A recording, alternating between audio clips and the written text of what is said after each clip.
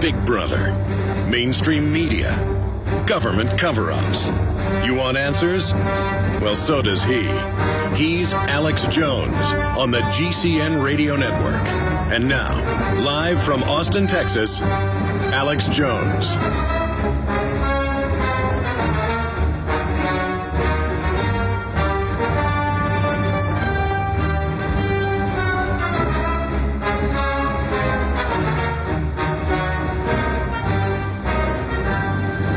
Ladies and gentlemen, we are live, and it is Monday, the 8th day of April, 2013. We're going to be here live for the next 3 hours. There is just all sorts of insanity breaking out all over the world, in Egypt, in Libya, in Syria, in North Africa. Christians are being mass murdered and just torched and beheaded and raped and killed everywhere. Black Libyans are being hacked up with machetes and machine gunned daily. And it's just back of foreign newspapers because the Peace Prize winner is running it all with NATO. I mean, I have stacks of these articles every day, to the point of I don't even get to them. It's like, oh, Coptic Christians under siege as mob attacks Cairo Cathedral, trying to burn it down. London Independent. Israel closes Gaza crossing after rockets fired. Gaza, I mean, it just goes on and on and on until it is not even a news item anymore. It is just not even a news item that all of this craziness is going on. And it's now normal to have the Department of Defense have training manuals for the military that, quote, evangelical Christians and Catholics, period, are extremists, and they put them in a category right next to Al-Qaeda. And it's on Fox News. It's not even a news item. It's just Fox News doesn't become a national story.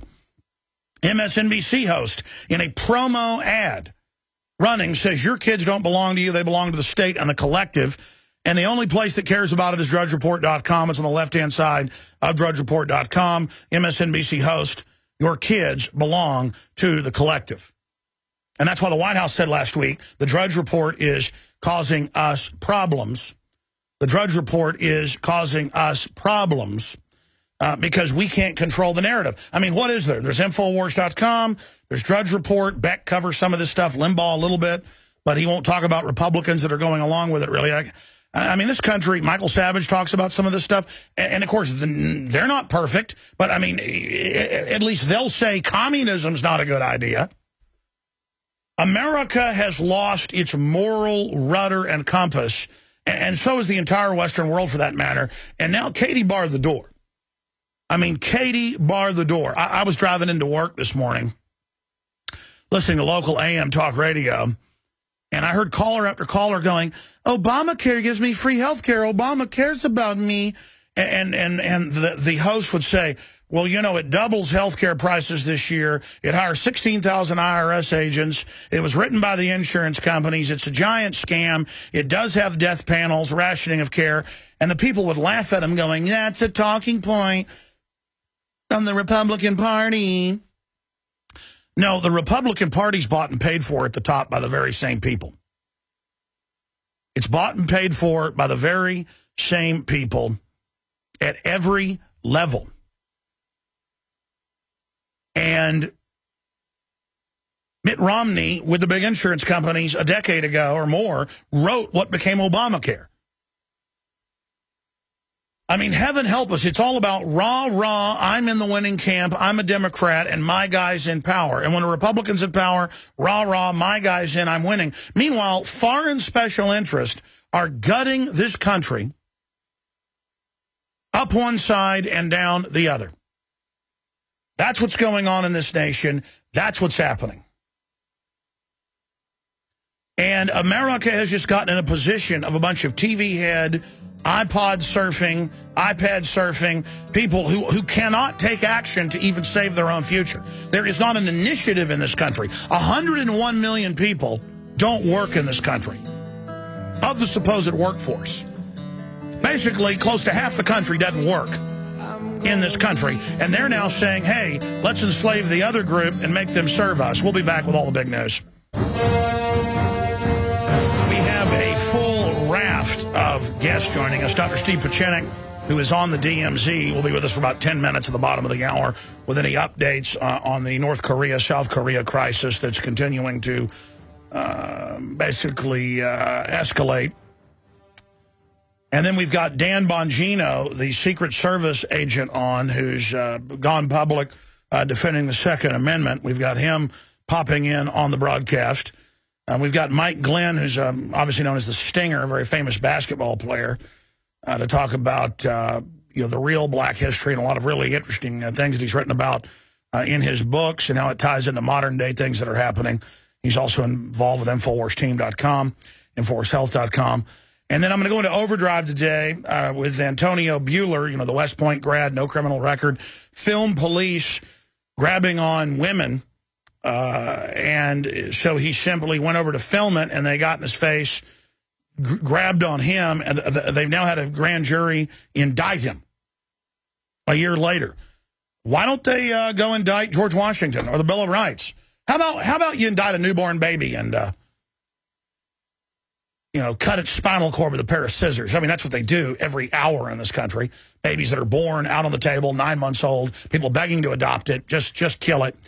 I mean, I say indict all the babies and put them on death row.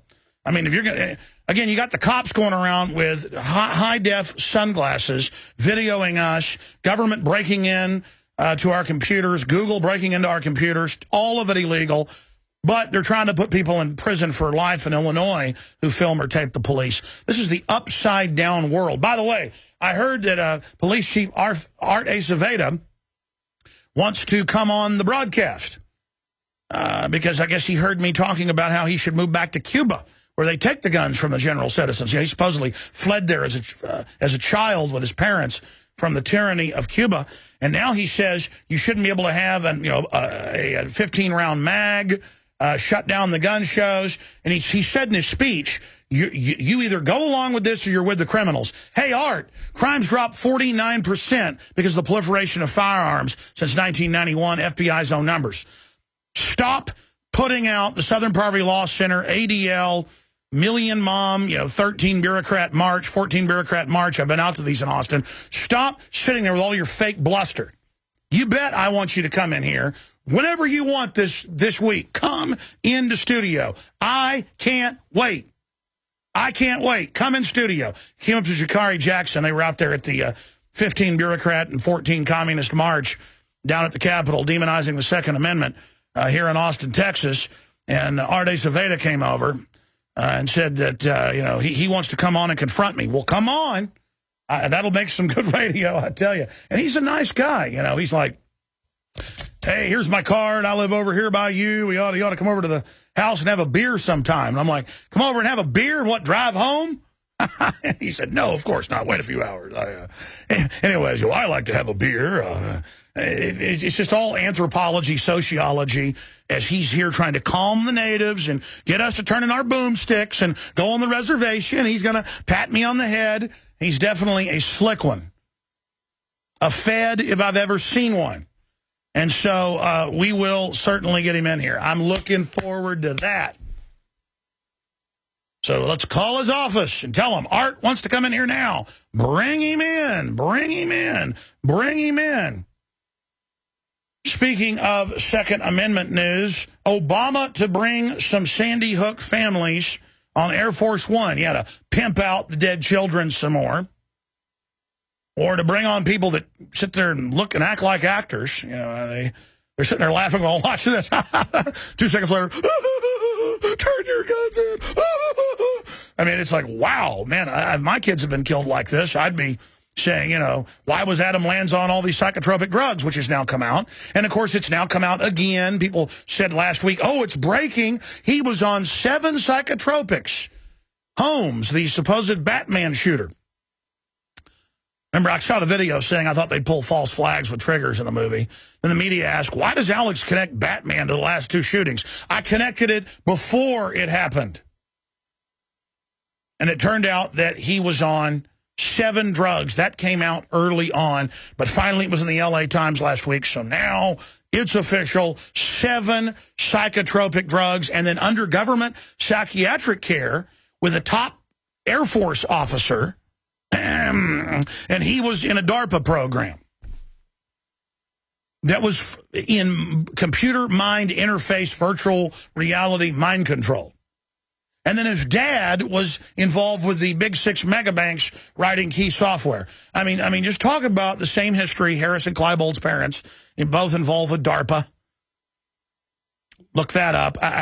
Man, I tell you, who knows if any of this is even real or true. By the way, Adon Salazar found 2 different people from the Batman shooting that are admitted actors. In fact, some of them are in pretty good-sized movies that were official victims in it. And they're in Aurora. And I told him back at the time, I said, don't do that report. We don't need to get off into that because the public just isn't ready for it. But I want him to go dig those up again. I mean, you've got the promo reels, and it's not like people are saying, hey, this guy's an actor, hey, that guy's an actor, hey, this guy looks alike. There's a lot of schizophrenics out there that think, I'm Bill Hicks or whatever, when I'm actually a reptoid. I mean, come on. We all know the truth. But expanding on this, these are people that are admitted actors. And I don't mean just all these wannabe actors. I mean, they're really actors. And they're on the news going, look, I have my pay stub. Yes, I saw it all. One guy acted alone. We need to restrict the Second Amendment. And I mean, they've even had Al-Qaeda out there, with a cut, okay, roll, take 3 on CNN. And the Russians were able to descramble it and put it out where they're literally going, okay, ready, action. Okay, as soon as I say action, start firing the guns. Okay, action. Are you ready, CNN? Oh, okay. Amateur actors, amateur CIA guys. We need an actor, Gary. Right out of Team America. Hold on. Okay, I'm ready to go. Yes, we are here in Syria where Assad is hurting the children. And as you can hear, pow, pow, pow, pow, pow, pow, pow. There are dead here. Yes, they are killing us. Help us, America. Help us, America. I mean, we did reports on that a year ago, where they've got all these fake people out there, just like the babies in the incubators in 1990, and just like all the other lies, where they have the daughter of the PR firm come in there and say that Koresh molested him. I mean, it just goes on and on and on, to the point of they say, okay, we're going to burn down Dorner. Get the fire, set the fire, burn him up. I want that cabin burnt down. We have the fire. We have placed the fire. The fire is ignited. We have a fire. All right, good job, team. That does not mean we burn that down. That's a conspiracy theory. That sounds like the ravings of a fascist. You guys have got to stop that, please. That is funny. Oh, man. You know what sounds like the ravings of a fascist? Let's cue up this Colorado state rep where they're giving Secret Service the power to engage in police actions against citizens. That's federal police with a state bill, the state being fully federalized, SB 13-013. ATF, of course, has got giant spy databases they're setting up. Army says evangelicals and Catholics, period, are extremists, and put them in a map next to Al-Qaeda. Yeah, there it is. A member of the state legislature, Diane DeGetti, she says that, and we talked about this on last week, but I mean, I just got to play this clip again. She says, hey, we've got to get rid of the magazines, because after you use them, you can only use them once. So, again, a lot of this is just the people that are anti-liberty are dumber than a sack of bricks. I mean, they are dumber than a dead possum that's been dead for 5 days on the side of the road that's got bureaucrats crawling all over it. I mean, these people are as dumb as the day is long. They are stupid. And that's who the globalists get to run for office. Just the dumbest, stupidest morons out there. Okay, so let's go ahead and go to this clip of her saying we got to ban the magazines because then they're no good after you use them once. Here it is. I do think that we can pass those. And just very briefly, to your last question, what's the efficacy of banning these magazine clips? I will tell you, these are ammunition. They're bullets. So the people who have those now, they're going to shoot them. And so if you ban them in the future, the number of these high-capacity magazines is going to decrease dramatically over time, because the bullets will have been shot and there won't be any more available. The road to hell is paved with useful idiot morons, and this woman wins the Grand Idiot Award. The grand dupe, sucker, schmuck, fool, dumb ass. I have to use that term. It's the only way to describe it. And listen, they got legions of these people. I've had a carpet cleaner in my house, saw a gun case, and started to call the police. And I had to call their manager and say, stop them, they're mentally ill. I mean, that's America, ladies and gentlemen. Dumber than a box of rocks, thinking Obama's going to give them free health care. And you want to talk about the ravings of a control freak authoritarian, the ravings of a fascist. The story's up on drudgereport.com. MSNBC host, 4 kids belong to the collective. It's on the left-hand side of drudgereport.com. It's an Infowars.com story, but it scrolled off. It's from yesterday. I'm going to get it posted back up on Infowars.com, where she says, your kids belong to us. And this is an MSNBC promo video. They're not going to stop, okay? They're going to raise your taxes till you live in a 200-square-foot coffin box with government pedos in there teaching your kids, like Jocelyn Elders said, how to masturbate. That's who these people are. But here's the headline, MSNBC host, your kids belong to the collective. And there she is with this arrogant, lisping, crazed look in her eye. These are dominators. These are people that can't build anything. So they see their empires building as they take you over. These are slave masters who want to be able to, like the UN has pushed and Jocelyn Elders, quote, reach down and show the kids how to do it. And you're like, that's outrageous. Well, why are they so outrageous? Because it's about breaking you.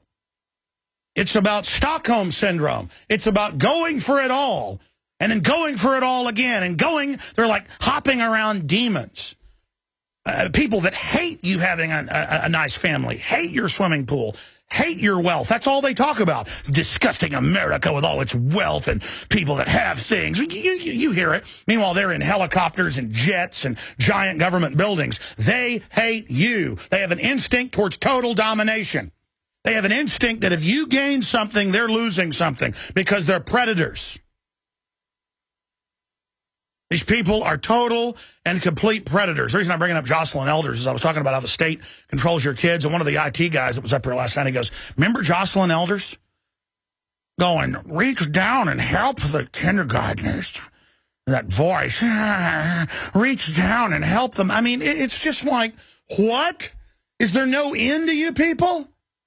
And now we've got Melissa Harris Perry engaged in total neuro-linguistic programming. People always asking me, do you know about this? You know about that? So I went and studied it. And it's a quack science they use that I guess only works on people that are unconscious. And they'll say something that they know is what people agree with. Your children belong to you, to trigger synapses in the brain that go, that's right, they do, they're mine. A normal mammalian response. But actually, we need to strengthen public education. We haven't supported it, which is a lie. More funding to communist education, government re-education camps than any other nation in the history of the world, meant to take over society in their own documents that Charlotte Iserby details in her book, Deliberate Dumbing Down. So first she says something that's true to get you, then she gives you a lie. It's all scripted off a teleprompter. Official MSNBC ad. Your kids belong to you, and they're your responsibility. And then, by the way, we haven't been supportive of public education. But now that's all over because your kids belong to the whole community. And she sells it like, oh, we're going to take a weight off you. Let your kids stay till 8 at night at the public school like they're now pushing. Let's have over the summer. You know what? All the time. The whole thing is a psych warfare event with a crazed nobody that goes to Delphi technique and Rand Corporation events. They're all funded by this. It's on record. You can look it up. All these federal bureaucrats at that level. That's a federal agent you're looking at right there. MSNBC is a globalist propaganda command base, raining down racial and cultural division with the government as the unifier. The Roman model of balkanize everybody, and then it bundles the sticks together. True fascism is the sticks bundled together, tied together. The fasci. That's what fascism comes from. Break us into pieces so we're not strong, and then the state ties us together with hatchets above it, the sword, the weapon, the gun. You don't have a gun, the state has the gun. These are naked, conscious authoritarians running around with their tongues hanging out like wild wolves. And you're in such a trance, people are like, the government loves me. Obama wants to give me something free. Obama is CIA raised from birth, Ford Foundation, Rockefeller Foundation, literal Manchurian candidate of the New World Order to bring in hell and death.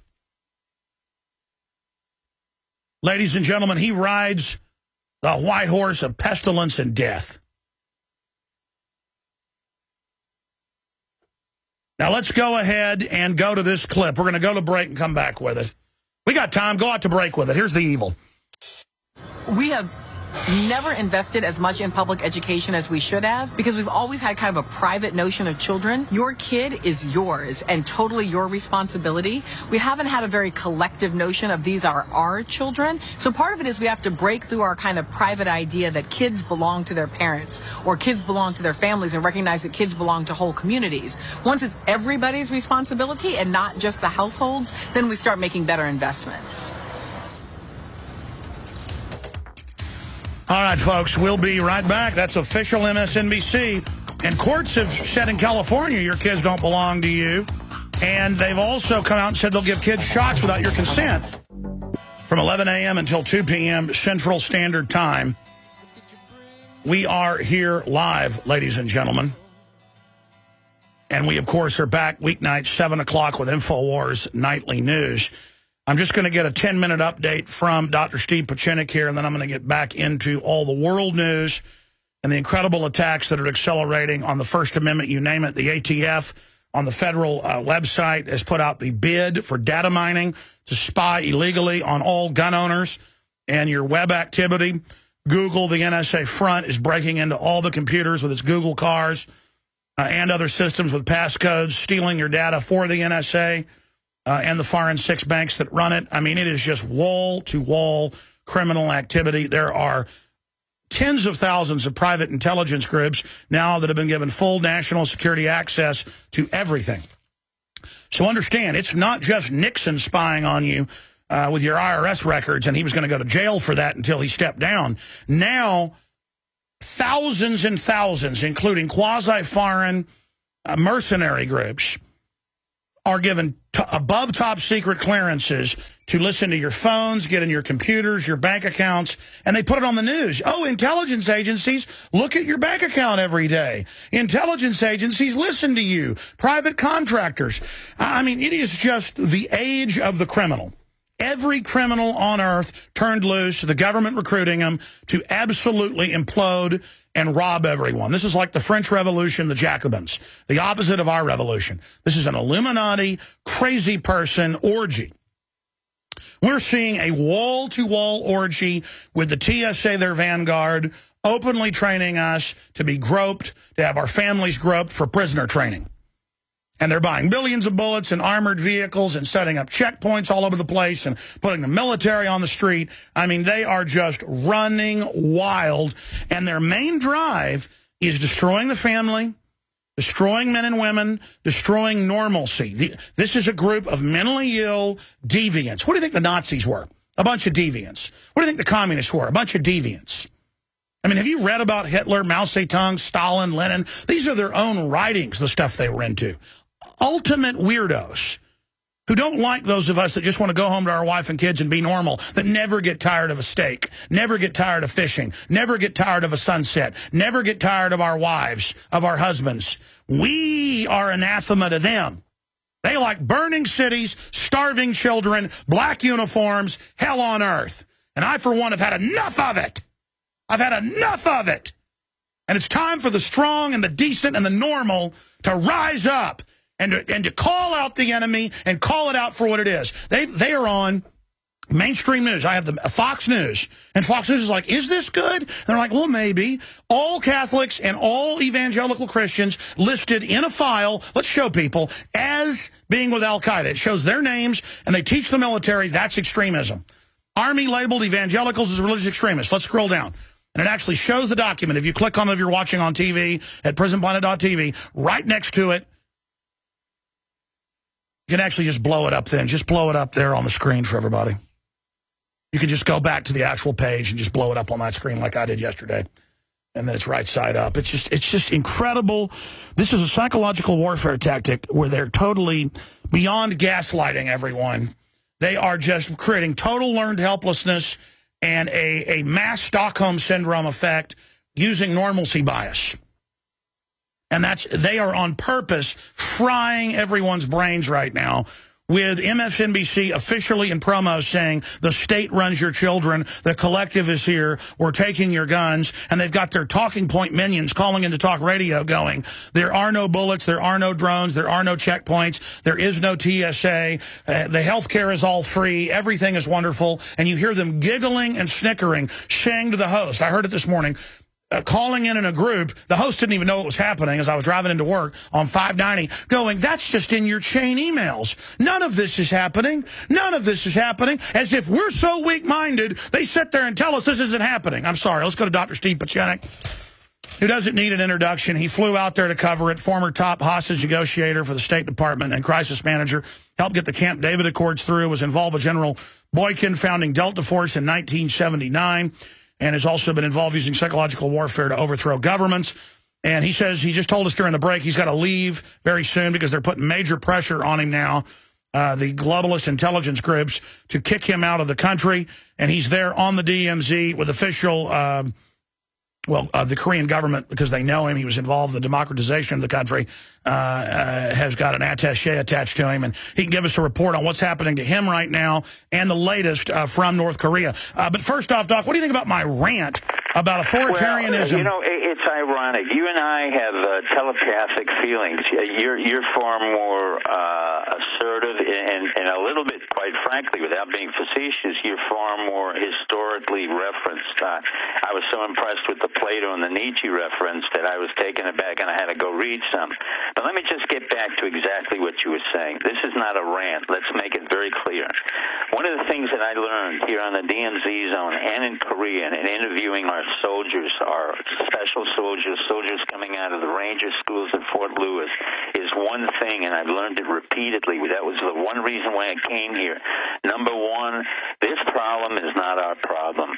We have contributed to this problem in South Korea through many, many ways. I would not be surprised that our POTUS, Obama and Hillary, when they went to Myanmar, decided that when we shifted all our assets into the Far East, including our CINCPAC, as well as Marines into Australia, there was no reason for it. We don't need now military forces in order to reinsure our financial interest. What I found now in South Korea was exactly the opposite of what you found in America and what I have found. And we've come to the same conclusion. I came out of here yesterday after coming to the DMZ talking to hundreds of South Koreans. There was not one South Korean, despite this whole crisis and warmongering, who was upset, disgusted with America, or upset about some Kim Jong-un, and they thought it was a joke. They had a highly amount of disrespect for us. They said we should leave, and I've said that for 20 years. We do not need a base in Seoul. That base is worth billions of dollars. We have made a lot of money by selling it back to South Korea. They have asked us repeatedly to leave. South Korea does not need our help. North Korea will go through its own crisis as a baby goes through its crisis, and eventually it will resolve itself. Our business is not to respond to symptoms, it's to prevent them. If we have any effective system, it should be in the prevention of crisis. That's really prevention. But instead, we have a president, we've had three sequestering presidents, Clinton, Bush, and Obama, who have repeatedly got into rendition and into sequestration and into wars that were false and have continuously lied to the American public. Republic. I cannot emphasize enough your passion as well as mine. Now, I've worked with 5-6 presidents. None of them were as vitriolic in their attempt to control the American public for everything that everybody said about Nixon. He never tried to control the American public. He looked at the IRS. He created a lot of welfare programs. We went to a war that he did not want, was started by John F. Kennedy and LBJ, who had the dignity to leave. We have people in the White House who have no dignity, no competency, and who are totally sociopaths. We have a military-industrial complex that's creating and fomenting these so-called crises. I knew the minute we were shifting our entire think pack, our Navy and our Marines into Australia, while Hillary and Obama were conniving in Myanmar, Burma, I knew we would be getting into trouble in the South China Sea. We are irrelevant. I cannot tell you, after talking to hundreds of intelligence operatives here, of Koreans, we are so irrelevant. They are so prosperous that when I look back at this entire issue, you know what I come out of it with? The same conclusion you came out of it. I go through TSA. I had to go three times to TSA in Miami, San Francisco, and elsewhere. They were pathetic. The minorities who ran it were illiterate. They could not speak English. The ones who could speak English were dumb, and they were looking at things that were totally irrelevant. There is no counterterrorism. There is no security. What we have created is a dysfunctional, self-destructive government. It must stop. It will not stop from the constitutional amendments that we have or our legislators. They are incompetent. The Constitution is antiquated. We have to renovate it. We have to get rid of our legislators. They no longer represent our interests. It's crony capitalism, and we can no longer really abide by presidential elections. They're just a joke. It's just one CIA asset. As many as most people won't realize, even Clinton, the slick Willie, a total sociopath, a drug addict, was recruited at Yale as a CIA asset. I was on the board in the Fulbright, where we gave out Fulbright scholarships to CIA potential candidates. When he went to Oxford and his roommate was Strobe Talbot, he never even finished the education. He ended up in Moscow, elsewhere. He doesn't talk about it. Then he goes to MENA, services our CIA through drugs into the third world country.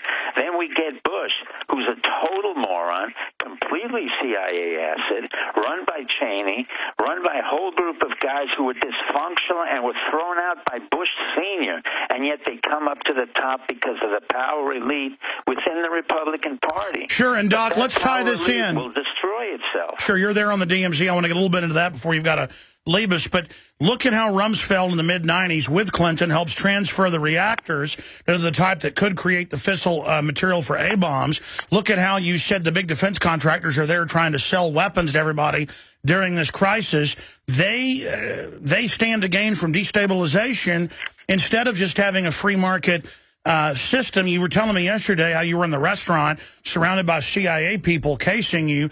You told Chris you've got to split soon because they're starting to put pressure on you. Describe the atmosphere there, because here it is. North Korea shows signs. Here's the atmosphere. It's very clear. On the DMZ zone, in some ways, I'm a lot more protected because there's very little they can do to me. Either there's no grounds on which they can arrest me because basically I'm providing information literally to you and to the American public. I have not violated the First Amendment.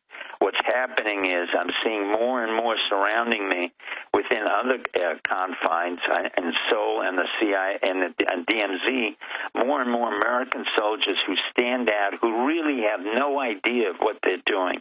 From Fort Lewis for Fort Bragg, I asked them repeatedly, what is your mission statement? I don't want their secrecy. They say it's so complex. I said, why is it so complex when it's psychological warfare? I asked them, how many weeks did you get in military intelligence at Fort Huachuca, which is what we do in military intelligence? You know how many weeks? 2 weeks. It was worthless. No, they're babies, and they not just babies. The point here. They say complex because they don't know. No, they know. What's happening is we're being brainwashed by an incompetent system that no longer functions. Let me put it simply, as you said. In medicine, we say to the patient, above all else, do no harm. Here, we have done harm to Korea. We have done harm to Pakistan. We have done harm to Afghanistan. We have done harm to Iraq, to Syria, to the world. It is time to come back to our country, rehabilitate ourselves, take care of ourselves. The Korean Peninsula has better traffic, better infrastructure, cleaner places than we do. Sure, you've heard of will to power. You've heard of will to power. What about will to evil? I mean, well, it's not will to evil. Alex, I have to a little bit disagree. What I talk about, and most people don't understand it, 20 years ago, I publicly stated that Bush Jr. and the American public was following a self-destructive course of the republic and in turn creating an empire. We are no longer a republic and we will die like Rome, but what we are in an empire is we have Centurion guards in SINCPAC, SOCOM, CENTCOM, all these fancy words, including Petraeus, Jim Dempsey, the worst chairman of the Joint Chiefs of Staff I've ever seen, Admiral Mullen, the worst chief of staff I've ever had. If we had Eisenhower, we had Patton, we have a George Marshall, these men would have been fired. You're talking about 600-700 men within 30 days. Any one of us who fought in the Korean War or World War II, and my family fought in the Korean War, these men would have been summarily fired. We don't have that because the leadership is incompetent, it's dysfunctional, and we're continuing to go into a self-destructive Sure, they watch their own CIA-produced movies worshiping themselves and actually drink their own Kool-Aid. Well, that's true, but they produce the movies in order to create for themselves a fantasy that they want to see. No, I know. They're a bunch of delusional peacocks. CIA operatives, and none of them are effective assassins. There were times that I sat there and I couldn't believe it. They had a subcontract out in Lebanon, and I won't give the name because he knows exactly what I'm talking about, where they literally blew up 84 innocent men and women. Years later, I looked at him and I said, this is impossible. On the other hand, we have had some great CIA leaders like Don Gregg, Jim Lilly, Paul Redman, all of whom who were bred and out of the old OSS and were dedicated selflessly to our country. But we now have a CIA that is as lazy and incompetent as our generals.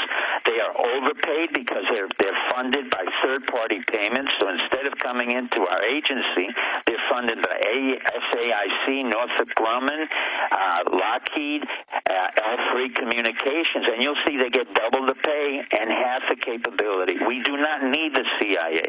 We do not need this military. It is dysfunctional. If the American public understands how self-destruction, we have lost every single war. Since World War II, we have lost the Korean War, the Vietnam War. We have gone into an absurd war. Absolutely. Bottom line, what's the current situation? We have lost the Pakistan War. We have lost the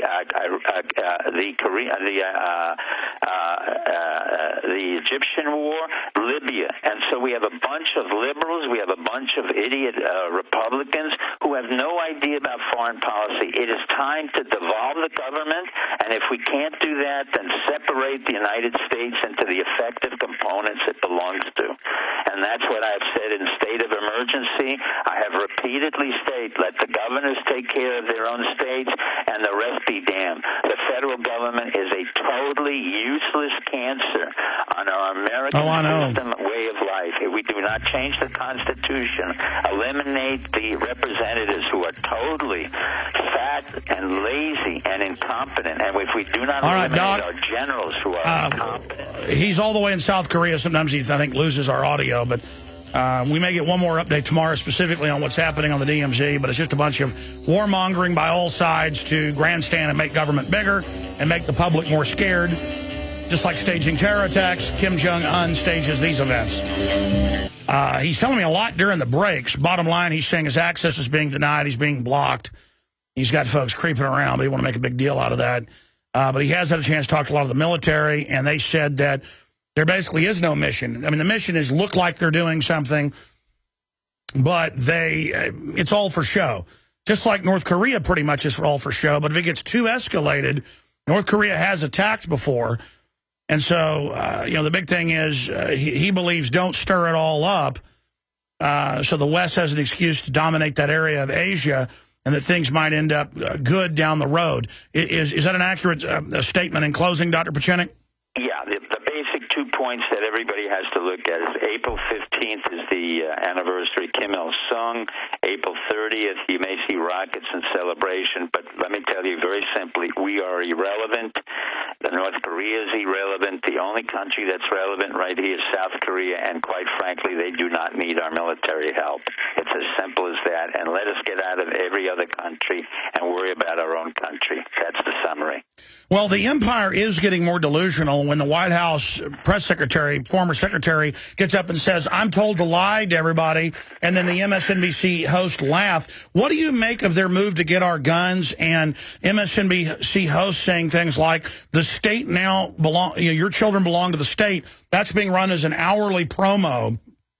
What are they trying to do? The point of the state running, the government running the United States of America is two issues. One, it's totally self-delusion.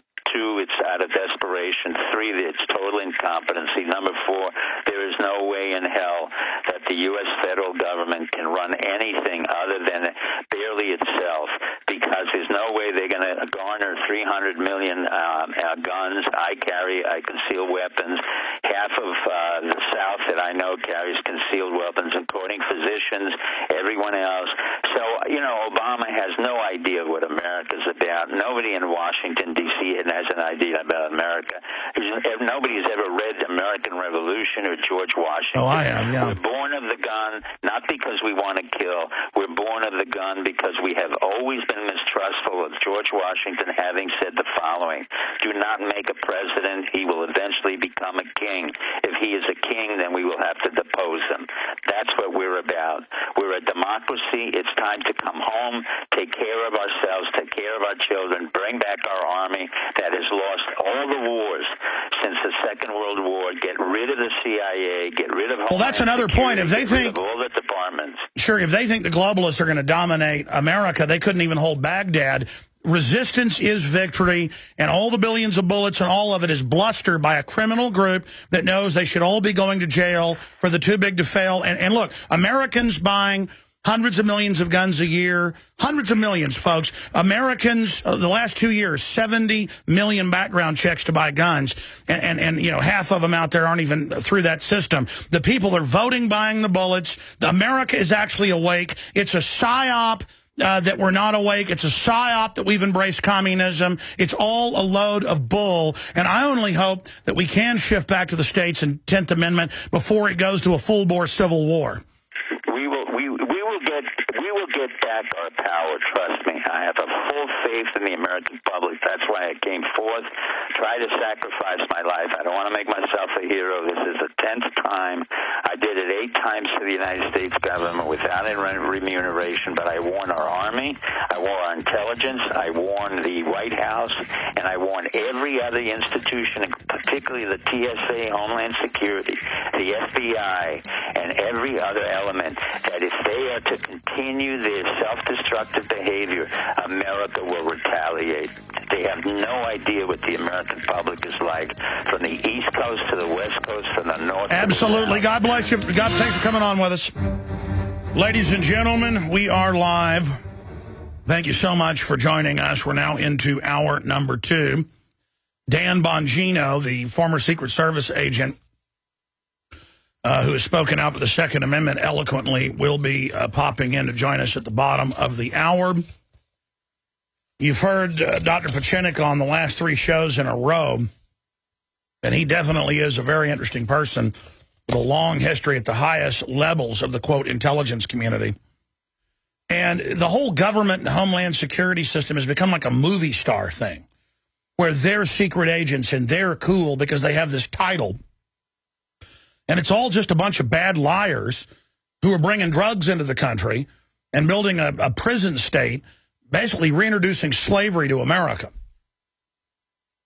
and exporting predatory government everywhere because these people don't know how to produce anything.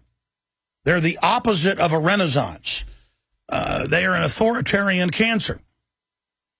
And you've got people like Dr. Pieczenik, who's, you can go look up news articles where they, finger him overthrowing governments and manipulating the communists to kill the prime minister of Italy. And, right there running the Camp David Accords at the start of Delta Force. I mean, he really is an insider. And he's here. I first came on with this like 12 years ago because I saw a blurb where he'd put out on his website that bin Laden had died a long time ago, and he showed even mainstream articles admitting that he was dying of kidney failure a year before, CBS News and stuff. So I called and got him on, and that created a storm in the Council on Foreign Relations. I'll put it to you that way. And a bunch of stuff happened behind the scenes that I'm not at liberty to discuss. But you need to understand, ladies and gentlemen, the Pentagon listens to this show. Okay? And I'm not bragging. For me, I'm just a regular guy, puts his pants on, one leg at a time. In fact, one of my biggest problems is I don't put on airs and act like I'm on a power trip, which to the general public means everything nowadays, like a peacock or a parrot, displaying its feathers. We under-promise, over-deliver here. We're making history, and I say that so people know we're like on a trench run through the Death Star.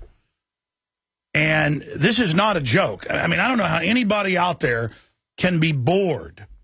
I don't know how anybody can sit there and watch our criminal government give the reactors to make the A-bombs in North Korea 17 years ago, bipartisan. Here's the deal. The elite are dysfunctional. They've got a cosmology and a philosophy of eugenics, but they're not serious people, even in their own ideology. They're just a bunch of crooks. They've just WikiLeaked a whole bunch of documents, millions of pages of it, they're saying. And it's stuff in Kissinger talking about all the crimes he's committing and how, we can do the criminal stuff right away, the illegal stuff right away, that's a quote, but the unconstitutional stuff will have to wait till later. And that's why they make fun of the Constitution and Bill of Rights all day, because if you follow the Bill of Rights and Constitution, it binds down tyrants. The only problem is it produces so much freedom and so much wealth that everybody becomes decadent slobs. And when you're fat, dumb, and happy, you don't care anymore. 1.7 million diplomatic cables released, with Herr Kissinger in there. We'll be right back, ladies and gentlemen, with a ton of news straight ahead. Stay with us. All right, we're into hour number 2, and I still haven't mentioned, obviously, that Margaret Thatcher died. We've got coverage of that up at Infowars.com. We've got several guests joining us, including a Secret Service agent that's spoken out for the Second Amendment. There's a lot of amazing news out there today. Some of it is just so ridiculous. It came out in USA Today a few years ago that 73% of Obama's Twitter followers are fake. And, of course they're fake. And now it's come out that Obama doesn't control his own Twitter account. Well, of course he doesn't. The guy is a total and complete puppet. And all of this, why does North Korea love to grandstand and threaten to nuke? Why does the West love to grandstand and say we're on the edge of World War III? Because it gives government more power no matter what country you're in. Why did Homeland Security a month ago say, cut Homeland Security funding and terrorists will attack? Because they can never reverse their takeover. They've just got to expand it and expand it and expand it. They want to wreck society so they can consolidate it. That's what authoritarian, centralized systems always do, over and over. And there's articles out about the Democrats freaking out over Obamacare as their constituents learn that it doubles the price on average, that it doesn't cover pre-existing, and that they're just going to get cut from full-time to part-time. And as doctors and people quit in mass. This is what it looks like when you let the ogres take over. All they know how to do is steal stuff, not build anything, not do anything. You think the government class is going to work hard? You think the corporate class that works with government at the top? No. Why should they work hard? Why should they innovate if they can just shut down their competition because they control the government? You become North Korea when you have this type of system.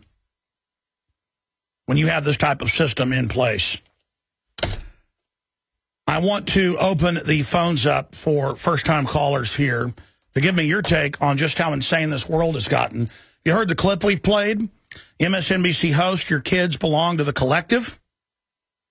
MSNBC host, your kids belong to the collective.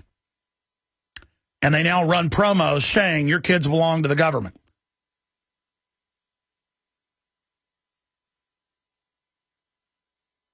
This is the incredible creepiness of what our society has become.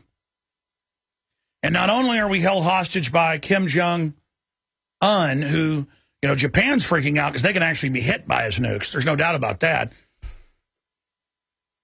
And just as government creates this abomination where this nobody joke is threatening to nuke the U.S. and Japan, it's the same thing where these nobody jokes that have gotten in control of government are threatening terror attacks if we don't give them more money and let them stick their hands down our pants as an act of domination. That's what a crazy, joke all this has become. I mean, look at this Fox News headline. Army manual, evangelicals are religious extremists. A U.S. Army training instructor, well, no, it's the manual. This is Southern Poverty Law Center manual. It's what it is. I've seen it 100 times, literally. Listed evangelical Christians and Catholicism as examples of religious extremism, along with Al-Qaeda, Hamas, during a briefing with the Army Reserve Unit based in Pennsylvania. Click here for the most important, and then it goes through it. We find this offensive to have evangelical Christians and Catholic Church to be listed among it, and then it goes on. Army spokesman George Wright told Fox News that it was an isolated incident not condoned by the Department of the Army. Pure bull. Pure bull.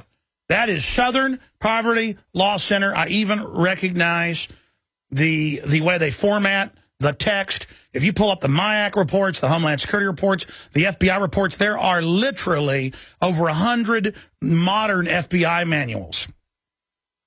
And it's all the same font, officially put out by the Southern Poverty Law Center. The ADL has a hand in it. I mean, it's just, I instantly see it and know who did it. These are foreign groups who are here saying, if you're a gun owner, a conservative, a returning veteran, a Christian, period, you're a terrorist. These people badmouth George Washington. And you know what? Folks, if you want to live under this, that's fine. I mean, I cannot believe that people go, Alex Jones is radical, Alex Jones is scary, Alex Jones is spooky. That's a Glenn Beck quote. I'm spooky.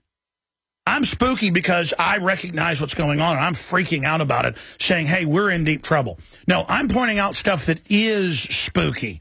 I'm not spooky. I'm talking about things that are spooky. Real spooky. I mean, we've got a bunch of people that have studied authoritarianism and that are on giant, out-of-control power trips who really want to have a pure authoritarian takeover. Toll-free number to join us, 800-259-9231, 800-259-9231. Guys, can you queue up Joe Biden calling for a new world order? And then I saw headlines in Gawker and a bunch of other places saying, oh, Christmas has come early, the conspiracy tards are going to have fun with this because it doesn't exist. They had a public policy poll, that's Democratic Party group, out last week saying, do you believe in the imaginary New World Order? And they're like, shocking, 1/3 believe in the imaginary New World Order. I mean, it's like saying, A third believe in the imaginary Atlantic Ocean. I mean, it's just frustrating. It's like you're informed and you're smart, and people marvel at it. I mean,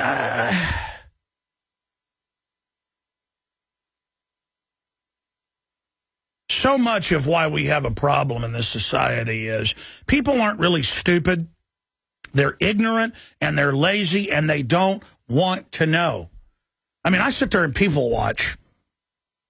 I went and swam in the river yesterday, and after I was drying off, I watched people for about 10 minutes sitting there drying off before I got in the car. I shot a video report as well while I was drying off. It's Of Ants and Men is the name of it. And I watched how insecure men are. Big, tough-looking men and women with their kids, and just everybody's so scared of what people think of them and how they look. And it's just such chains. There's incredible chains on people to where they can laugh at you and go, you believe in authoritarianism, it doesn't exist. Ah, oh, let's laugh at Charlton Heston. He believed in freedom. Ah. And a normal person, a well-adjusted person, looks at that and says, look at that sophomoric propaganda. But the propaganda is sophomoric because it's targeting sophomoric arrested development people. We had the Secret Service show up here again this morning, and none of the managers were here because Rob Dew works till about 7 or 8 at night, so he gets here at 10:30. I was actually here. I was out there taking a shower because I went and exercised this morning. I got a shower back there.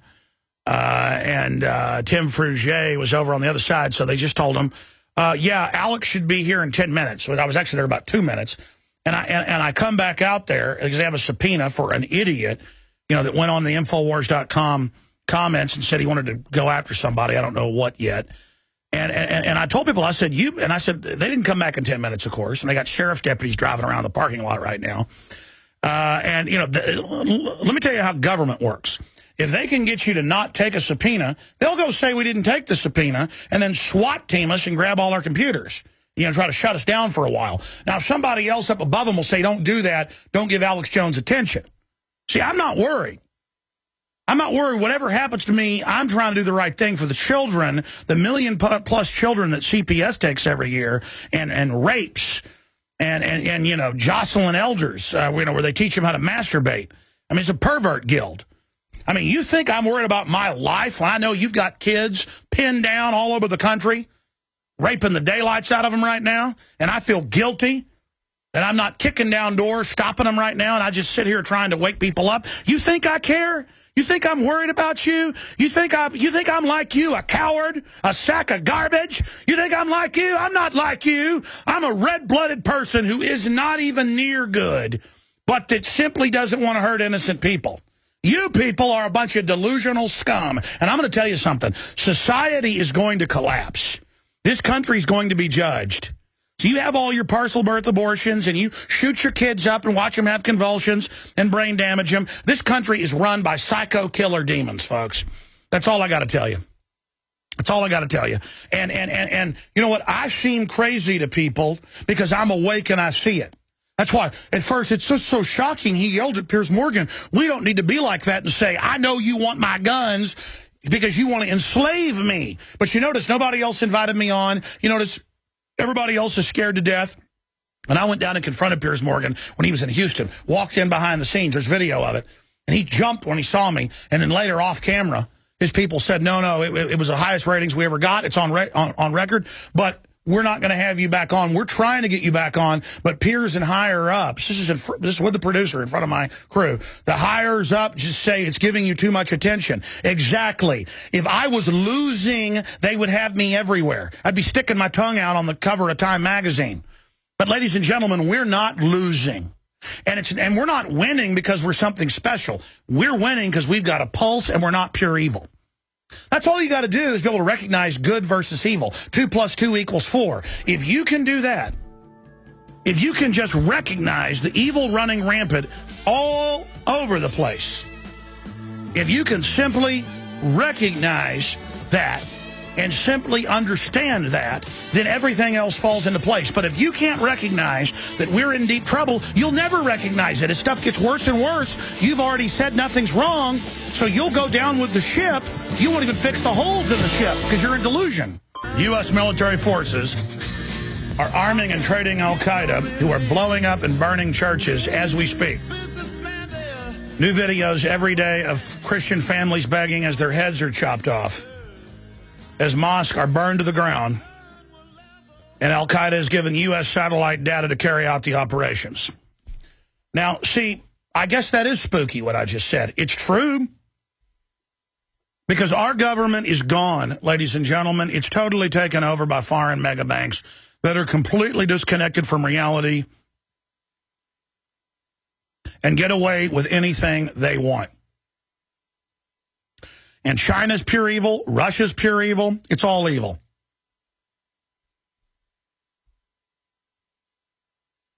Having a country not completely run by evil is extremely rare. I got the famous basketball player Mike Glenn, known as the Stinger, coming on. Really interesting guy, so I wanted to get him on and talk about a host of issues. Antonio Buehler is going to be in studio with us. Yep, Austin says you can't film police. You'll be indicted. They spin it and say, well, he was interfering with the police. Yeah, they run over and start grabbing on his camera. And so they've had a grand jury indict him. And they tried to tell me 3 weeks ago we couldn't hand out magazines in Austin. You know, I don't have to drive far now to see National Guard running checkpoints and traffic control in Austin. I don't have to go far to find TSA doing checkpoints, searching bags and cars without warrants. I can just go like 2 miles from here. Told you it was coming, 12 years ago, but now I can just go down and show you. And then I know what else is going to come. And then the weird Enviro inspectors with their badges, the little green uniforms and badges, are going to order their way into my home. And if I tell them they can't come,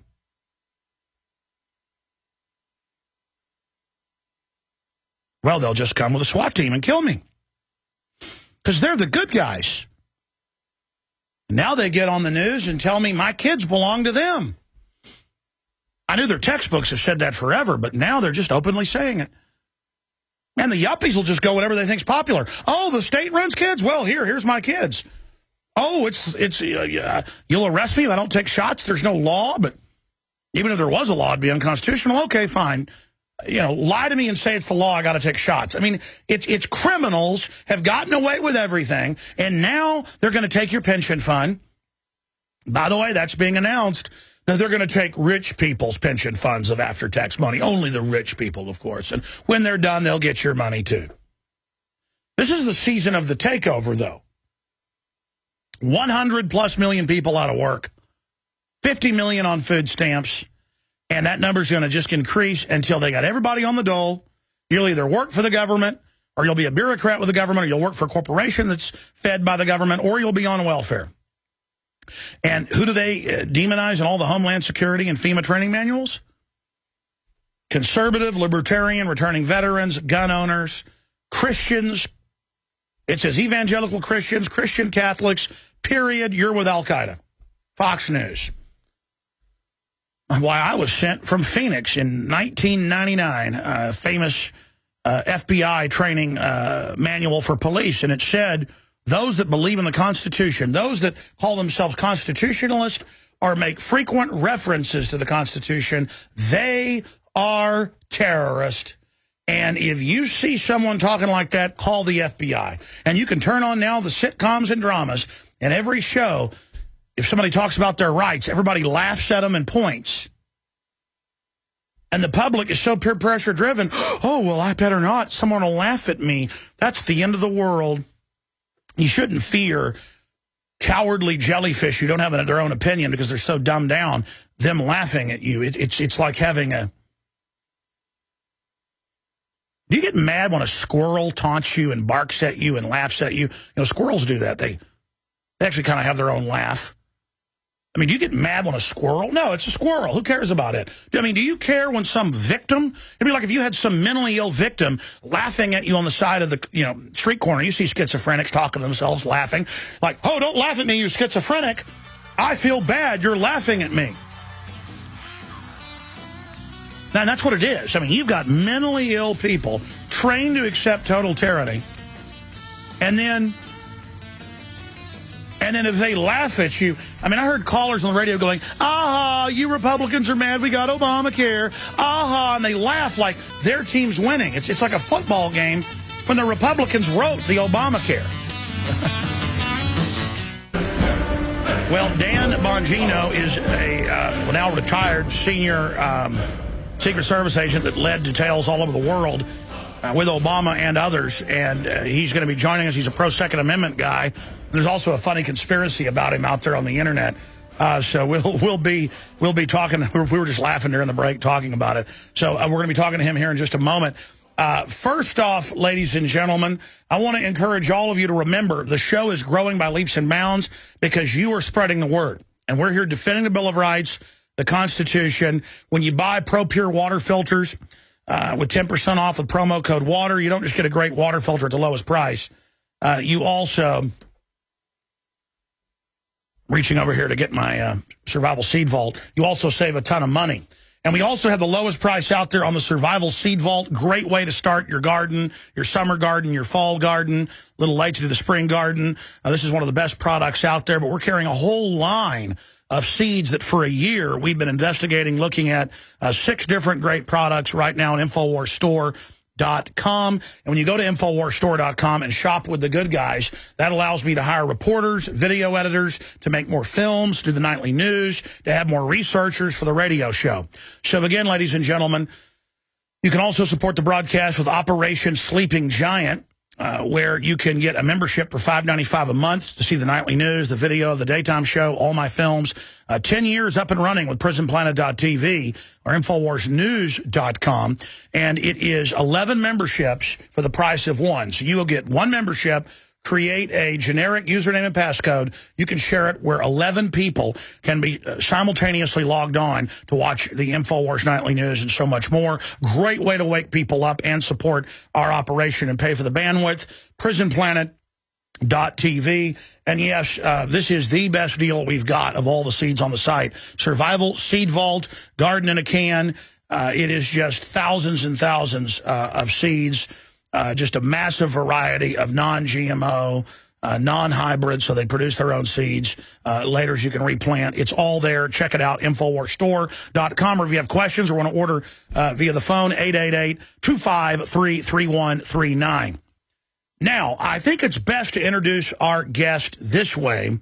This is our guest who recently retired to go into the private sector from the Secret Service. Dan Bongino, talking about the Second Amendment, extremely impassioned defense of our most basic of rights. That flag represents something. Men and women have died horrible deaths. Horrible deaths. My uncle being one of them. Shot in the back in Vietnam to protect your very right. We live in a society of wolves. You do not fight back by creating more sheep. Our next guest says there is no such thing as gun control, only people control. You just saw him giving a passionate speech at a rally in Maryland. Joining us now is former Secret Service agent Dan Bongino. Dan, thanks a lot for joining us. What do you mean there's no such thing as gun control, only people control? Tell me what that means. Tucker, this is larger ideological ploy by this administration. They're not being authentic with America, whether it's the sequester, health care, or the gun control issue. What they do is they manipulate an emotional crisis, a national emotional crisis, to further an ideological agenda which involves the evaporation, the slow disintegration of your civil rights, your liberties, your ability to live and let live. And it's a disturbing pattern that, frankly, is really starting to get under my skin. All right, there you go, and it's under my skin. Dan Bongino joins us.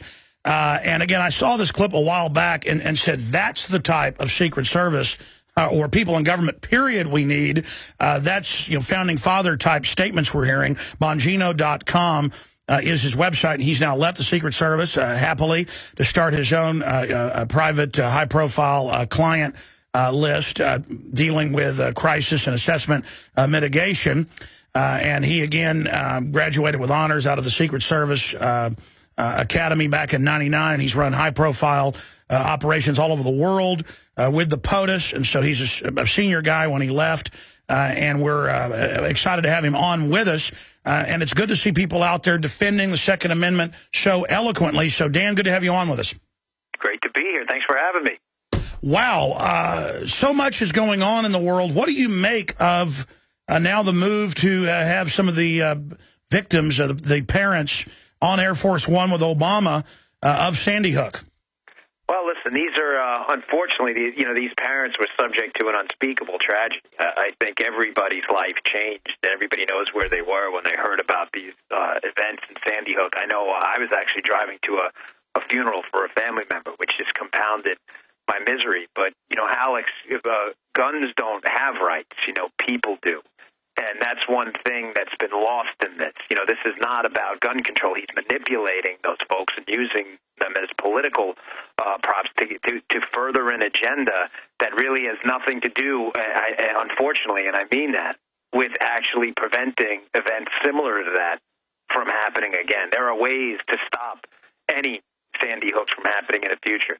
But the president's really not interested in those. He's interested in political games, and that's what he's doing right now. And that's why I wanted to get you on. The Secret Service, probably the leading experts worldwide in protecting a high-profile individual like the president that could have governments, terrorists, you name it, wanting to target them. What would you do as an expert to protect the schools? Right. What's good for the goose is not good for the gander in these situations. What model of security that you know of, what model of security involves, unarmed security and all of these kind of nonsensical measures, gun-free zones? How come we don't do that when I was a Secret Service agent around the president? Well, we don't need guns here, folks. We're just going to declare a gun-free zone, 360 degrees around the president, going to walk around. If I were to say that, your listeners right now are probably laughing, like that's ridiculous. Of course, but it's not ridiculous when it comes to your kids. That's exactly, I just described to you exactly the security situation that your benevolent class of politicians, these so-called angels, and I use air quotes there, are prescribing for your children. No system that defends their kids, by the way, just yours. Now, you have things, armed school security, man traps, which we have situations where you can put they call it a man trap, a door that won't open until another door closes, one person at a time at school. You have things like entering mental health records into NICS. Now, I'm a libertarian, so I'm always careful with that, but mental health records that have been vetted through some judicial review, entering them into NICS, which is the gun check background system. You have harsh penalties for criminals who misuse firearms. There are real things that have worked. None of them are in this legislation at all. This is, again, guns don't have rights. People do. They are taking away your rights. It has nothing to do with guns at all. This is a simple political ploy to get you all to applaud while your civil liberties continue to dissipate like an Alka-Seltzer tablet in a bad drink of water. Well, expanding on that, we have the FBI crime statistics that are the model of statistics worldwide, because so many statistics are bogus, but these are 80 years old, where they collect them from thousands of jurisdictions, and 49% drop in violent crime since 1991, and they directly draw the line to the proliferation of the Second Amendment and the fact that criminals are scared in places like Texas or Arizona to break in somebody's house because they know there's a gun on the other side. But in Chicago or New York, where they've disarmed the people, the crime rates are the highest in the world. Right. In Chicago, even worse than Mexico, the murder capital as a country. The proof is right there. My own police chief here in Austin says, hey, you shouldn't have high-capacity mags, and you're with the criminals if you do that. Well, criminals are going to have high-capacity mags regardless. So, what do you say to those numbers? Right. Well, I can give you an on-the-ground example of this. I was a police officer with the NYPD and a Secret Service agent for a combined 16 years, 12 in the Secret Service, 4 at the NYPD. Alex, I never, ever arrested a criminal or investigated a criminal or, frankly, heard of an agent or a cop who was investigated or arrested someone who had a gun legally. I'm not saying legal gun owners occasionally are not involved in crimes, but the thing is, it's so exceedingly rare that to forfeit away your civil liberties for a group of folks, legal gun owners, that are not the problem, seems to me like an obvious scam. It's a scam. They're called lawbreakers for a reason. Alex, they don't give a damn, pardon my language, about the law. They don't care. They are not interested in your magazine limits. Matter of fact, you know who determines the amount of ammunition, amount of rounds you need in your firearm to defend yourself in a gunfight? Not you, not a bureaucrat. The bad guy attacking you does. When he stops shooting, then you're done too. Nobody, to have a bureaucrat like a Dianne Feinstein, so disingenuously, who's defended by men with guns, by the way, claim that if you're a talented shooter, whatever her ridiculous words were, you only need less than 10 rounds. It's so ridiculous that to any common sense thinking individual, you would almost laugh hysterically if you could evaluate this outside of the emotions attached to the issue. This is only going to impact law-abiding gun owners who have done absolutely nothing wrong. They just want to live and let live and be left alone by a government just absolutely obsessed with a further encroachment on your civil rights. It's amazing. And then you see Bloomberg, who has up to 15 people on his, quote, security detail, and then they'll even rough people up, cameramen that come up and ask him questions. I mean, it's clear. The government wants to have the monopoly of guns, just like the greatest mass murderer in history said, political power grows out of the barrel of a gun. Mao Zedong wasn't for government gun control. What do you make, and again, he was a senior Secret Service agent when he retired to go into private security practice. Dan Bongino joins us. What made you leave the Secret Service and decide to go into the private sector? Well, I resigned. I wish I had retired. I would have been able to keep my health benefits and pension and all of that. I did. My wife and I took an enormous financial hit. You know, Alex, there comes a point in your life where you have to determine. My father said to me when I was younger, fight the good fight. And I'd say, well, what's the good fight? He said, well, that's for you to determine. And he got that from 2 Timothy 4:7. I fought the good fight. I've ran the race. I've kept the faith. I knew my good fight was this one. Our ideological battle in our generation is not what we went through in the Civil War, defending the country and abolishing the scourge of slavery. It's not our revolution where we fought for the very ideas of limited government freedom. That's not it. What we're fighting now is an ideology, a pernicious, dangerous, and historically deadly ideology that says that other men and women have been imbued with some special powers to reign over your life and take your liberty and to move forward. And this is somehow a benevolent way, knighted by the Lord himself, that these men should take control of your life. This is our fight. This is our time. I left because I knew that was my fight. And I knew with the Hatch Act, and it would be unfair, and it would be disingenuous to sit there and have to listen to any more of these speeches. And I would have died for the President of the United States no matter what. It's not a political thing. We're not a banana republic here. We're not a third world country. We do our damage at the voting booth. But I couldn't contribute to this anymore. You are either in this fight or you are not, folks. And if you are not, you are going to rue the day that you let this happen and know that today is the best it was ever going to be, that your children had less than you have and have no American dream because you refused to get in this fight. This is it. Right now, you're at the event horizon. Action matters. Wow, I like this, what you're saying. You're absolutely right. We're at the crossroads. Now the future of this country has been set. Have you seen the video that started airing as a promo last week where MSNBC host, in fact, cue that up, guys. MSNBC host says your kids belong to the collective. Have you seen that? I've heard of it. I didn't see the video, but I know exactly what you're speaking. I was afraid to watch it for obvious reasons. But, I mean, it's so over the top how authoritarian the Democrats have become. Because I'm not even a Republican. I'm more of a constitutional libertarian. I mean, these people, I've read a lot of history books. I mean, these people are really creepy. And I'm having to argue with my wife, who's got a degree in French and history. She's wanting to get out of the U.S., and I respect the fact that, obviously you left the Secret Service, you can run for office and try to fight this. We should talk about that. But, I mean, it's just the creepy meter is broken. It's off the chart here with all the weirdness of these people. Right, and don't you see what they're doing, folks? They're leveraging crisis. They're not crisis managing. They're crisis leveraging. They're using a national emotional crisis to get you to believe things that simply aren't true. Why is this country different than any country in the history of mankind? Why are we the most prosperous? Why is today, right now, the most prosperous human beings have ever had it in this place at this time? Because we were unique. We developed unique. That's an overused word. Not in this case.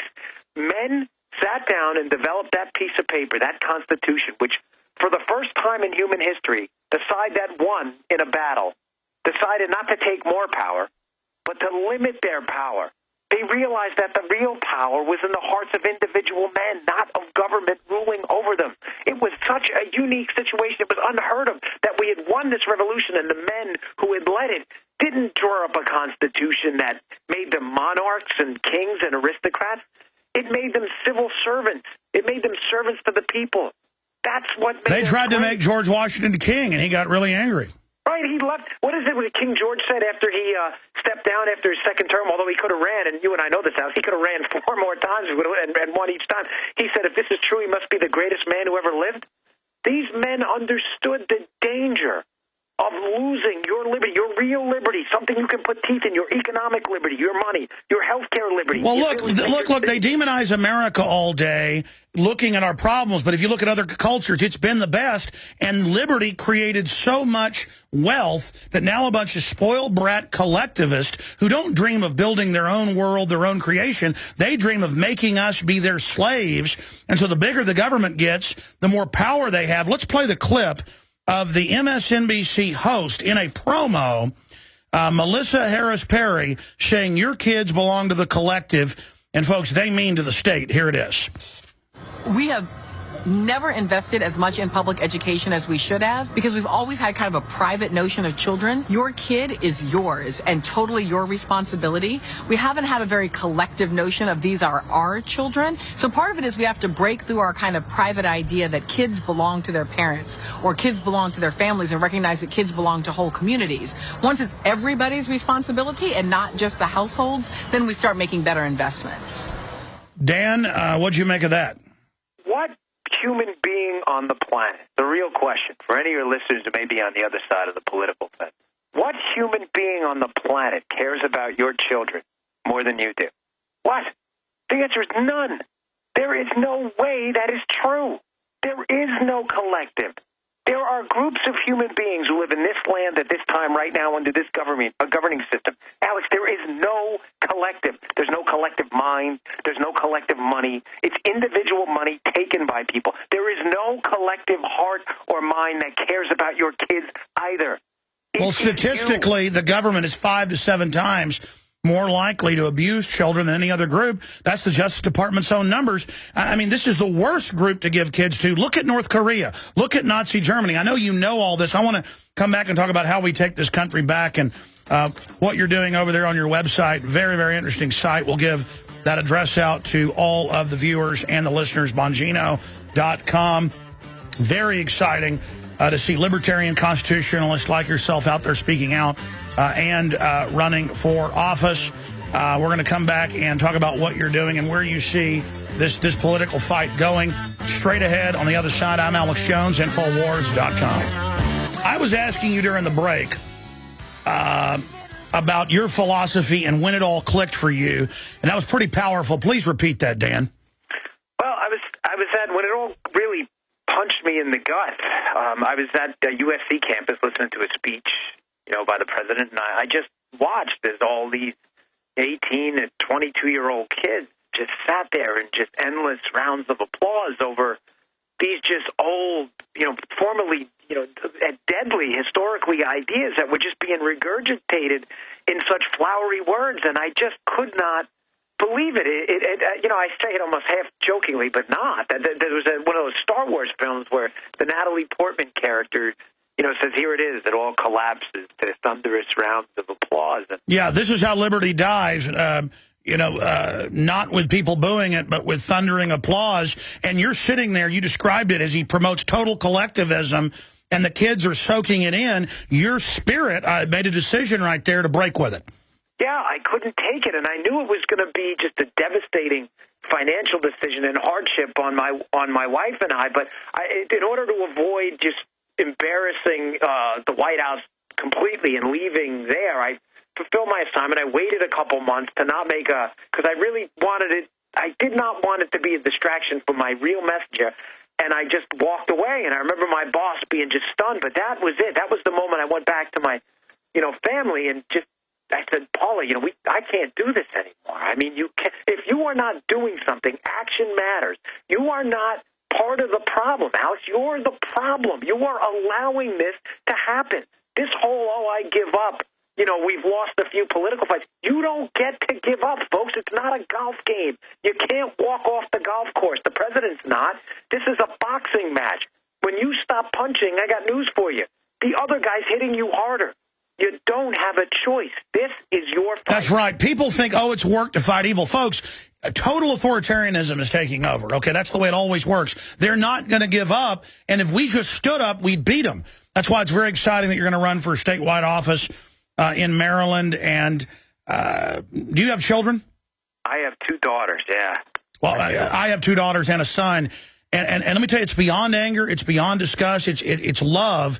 But the feelings I have when I look at them and I think of how corrupt this system is, it is a feeling of determination to stand against this evil. Yeah, I mean, how are we going to look our kids in the eye and say, you know, Isabel, that's my daughter, you know, this is the best it's ever going to be? Daddy stole away your American dream because we had a so-called save, and I use that term loosely at best, save our economy now. We couldn't deal with 6 months of economic hardship for continued prosperity. We had to steal away this is the best car you're ever going to drive in. This is the nicest home you're ever going to live in. This is the finest food you're ever going to eat. This is it today. And you're going to have TSA grab all over you when it's all theater.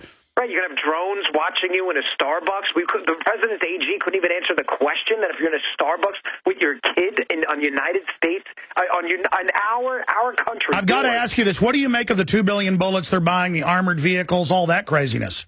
The fact that they won't answer the question is more disturbing than anything. I mean, they create their own paranoia. What do they need that for? Just answer the question. It's our money. It's our tax dollars. Why in a recession would you need that? I find it ironic they put out a release saying they were cutting all this training because of the sequester. Well, what are you doing with the bullets then if you don't need them for? I don't understand. They're trying to drop the supply. Yeah, I think it's an economic battle against law-abiding firearm owners who, if you can't get the ammo, you know, it's not the gun that does the damage. It's the bullet. When people can follow you on Facebook by going to Bongino.com and everywhere else. Promise to come back on in a few weeks after you've announced tomorrow. Will do, Alex. Thanks for the time. All right, I'll say bye to you in the break. Wow. I like that guy. You know, I gave the number out and we ran out of time, and then I got Bongino on, Dan Bongino. Let me tell you, I'm a good judge of character. And I've watched some of his speeches. Man, that guy is for real. Doesn't mean I agree with everything he stands for because I haven't had time to follow his full platform. He'll be announcing a big statewide thing tomorrow in Maryland. Put it to you that way. It's just that, man, it's good to talk to people that aren't scum. Like the sheriff of Milwaukee County. Because it gets to me, man. It gets to me watching the evil just run wild. And then people act like you're weird if you get upset by it. I just am sick of it. I'm sick and tired of it. And I demand that men wake up and say no. No, no, no, no, no. Because if we were all doing our job, we wouldn't be in this position right now. I tell you, these globalists are evil. And the only thing they got on us is that they're so evil that I guarantee if I start trying to wake up somebody like Bongino, at first he would think I was crazy. He said he liked the Piers Morgan stuff and has followed the show before. But still, the problem is people don't want to admit evil because it would be too crazy to admit it. Because it's so over the top. It's like if you saw your neighbor burying dead bodies in the backyard, there have been cases where people don't call the police because they just can't imagine it was the shape of a body and that they saw the guy doing it. It's learned helplessness. And so I understand why people don't want to believe this. Because it's so over the top. It came out for about 8 years that Hitler, it was about 7 years that Hitler was killing people and arresting people en masse and stuff. And the U.S. newspaper said it was they didn't call it a conspiracy theory. They called it rumors. They didn't use the term conspiracy theory back then. It was J. Edgar Hoover put out the term conspiracy theory, saying that there's no organized crime. That's a conspiracy theory. That was in, I think, 1952. And I had that one time from some PBS special around here. We've played the clip years ago with his famous congressional testimony on film saying there's no such thing as La Cosa Nostra and it's a conspiracy theory. But the point is that they called it rumors. And then it was rumors that Stalin, because even under Stalin, our media was saying he was good. And then by the late 40s, it was, there are rumors Stalin's killing people. Yeah, just 30 million it later came out, the Russians admit. You know what? I just don't get it. It'd be like if I told my kids a monster's real, they'd say, no, it's not. No, it's not. Because they want to deny it. But see, these monsters are real. So we got a guest coming up, and then I'll go to Daniel and Solomon and a bunch of other people that are patiently holding, Alan and Terry and Shirley. Am I pronouncing that right? Shirlea? I can't pronounce. Shirlea, that's a cool name. Alaska. But, I mean, I'm going to be honest with you. I've been pretty crazed lately, on air and off air. I told my wife this, and she's learned that when I do this, like every year, every 6 months, she's like, oh, my God, something's about to happen. I'm not going to exaggerate here with you. I'm just going to be honest with everybody. The level of, I don't even get chills anymore now as much as I used to about the New World Order. Now I get, like, fight mode, okay? I mean, it's to that point, like, it's right there. I mean, you know, I guess Obi-Wan Kenobi would call it a disturbance in the Force, or Darth Vader, the last time I felt it was in the presence of my old master. And to be sarcastic, to keep using the Star Wars analogy since Bongino did. Now, every minute, I was sitting there this morning after I'd exercised, sitting there in the edge of the woods, and I was just, like, totally overwhelmed with, my God, it's about to get really bad. I don't know what it's going to be, a nuke going off. Maybe North Korea's about to go nuclear. I don't know. Maybe they're about to hit Japan with a nuke or something. I don't know. All I know is my spidey sense is 10 times what it's ever been. Just like danger, Will Robinson, danger, danger, danger. I mean, that's all I can tell you. And I'm sure you're feeling it. My wife's feeling it. Pray to God for protection, because I'm telling you, the hammer's about to come down. I just ran down the other side of the building. I was having a quick meeting on some equipment purchases. Nobody in radio or TV works like I do. I'm not complaining about it. I'm just letting you know why I'm out of breath. This building is so big. With the construction we're doing, I have to go around the building to get to the other side. And I'm certainly not in good shape like basketball players. I just ran down here to get back on air as we expand the info war here. We're going to go to our guest here in just a moment. But first, I want to play a short clip of Biden calling for a new world order, which separately the FBI is taught doesn't exist, and you're a terrorist if you say this exists. So I guess people better talk to Biden. Maybe he's gone insane because he's talking to the Import-Export Bank about something that doesn't exist. Here it is. The affirmative task we have now is to actually create a new world order, because the global order is changing again. And the institutions and the rules that worked so well in the post-World War II era for decades, they need to be strengthened, and some have to be changed. So we have to do what we do best. We have to lead. We have to lead. We have to update the global rules of the road. We have to do it in a way that maximizes benefits for everyone, because obviously it's overwhelmingly in our interest. This is not a zero-sum game. It's overwhelmingly in our interest that China prosper, that Mongolia prosper, that nations big and large, east and west. We have to level the playing field so that American companies and workers can compete in the world, that the competition is fair. Okay, so he's talking about a new world order, and hey, that sounds good. Everybody, you know, is fair. Everybody's happy. Apple has plants that are the worst in China, with people committing suicide off of them, to the point they had to put suicide nets up. And meanwhile, the Democratic Party, to a great extent, and a lot of Republicans as well, are so dumb, they don't even know that clips are reusable. Here's State Rep out in Colorado. I just can't get over this saying we got to ban over 15-round mags because you throw them away after that. You know, you can only use them once. The bullets are gone, like it's a disposable air freshener can or something. So a lot of it isn't they're just authoritarians. They are up on top. They actually believe Obamacare is going to give them free health care, when on record it's already doubling it this year, doesn't cover pre-existing conditions, sets up death panels, and was written by the insurance companies, written by Mitt Romney. I mean, it's all just one. When he says our interest, he means the big mega banks that want to get rid of the middle class. Here is this clip. Go ahead. I do think that we can pass those. And just very briefly, to your last question, what's the efficacy of banning these magazine clips? I will tell you, these are ammunition. They're bullets. So the people who have those now, they're going to shoot them. And so if you ban them in the future, the number of these high-capacity magazines is going to decrease dramatically over time because the bullets will have been shot and there won't be any more available. Diane DeGette, Democrat from Colorado. And, I mean, how do you deal with people that really think the government's going to give them everything free forever and that it won't wreck the society? How do you deal with people that don't know crimes dropped 49% because of the proliferation of firearms, FBI statistics?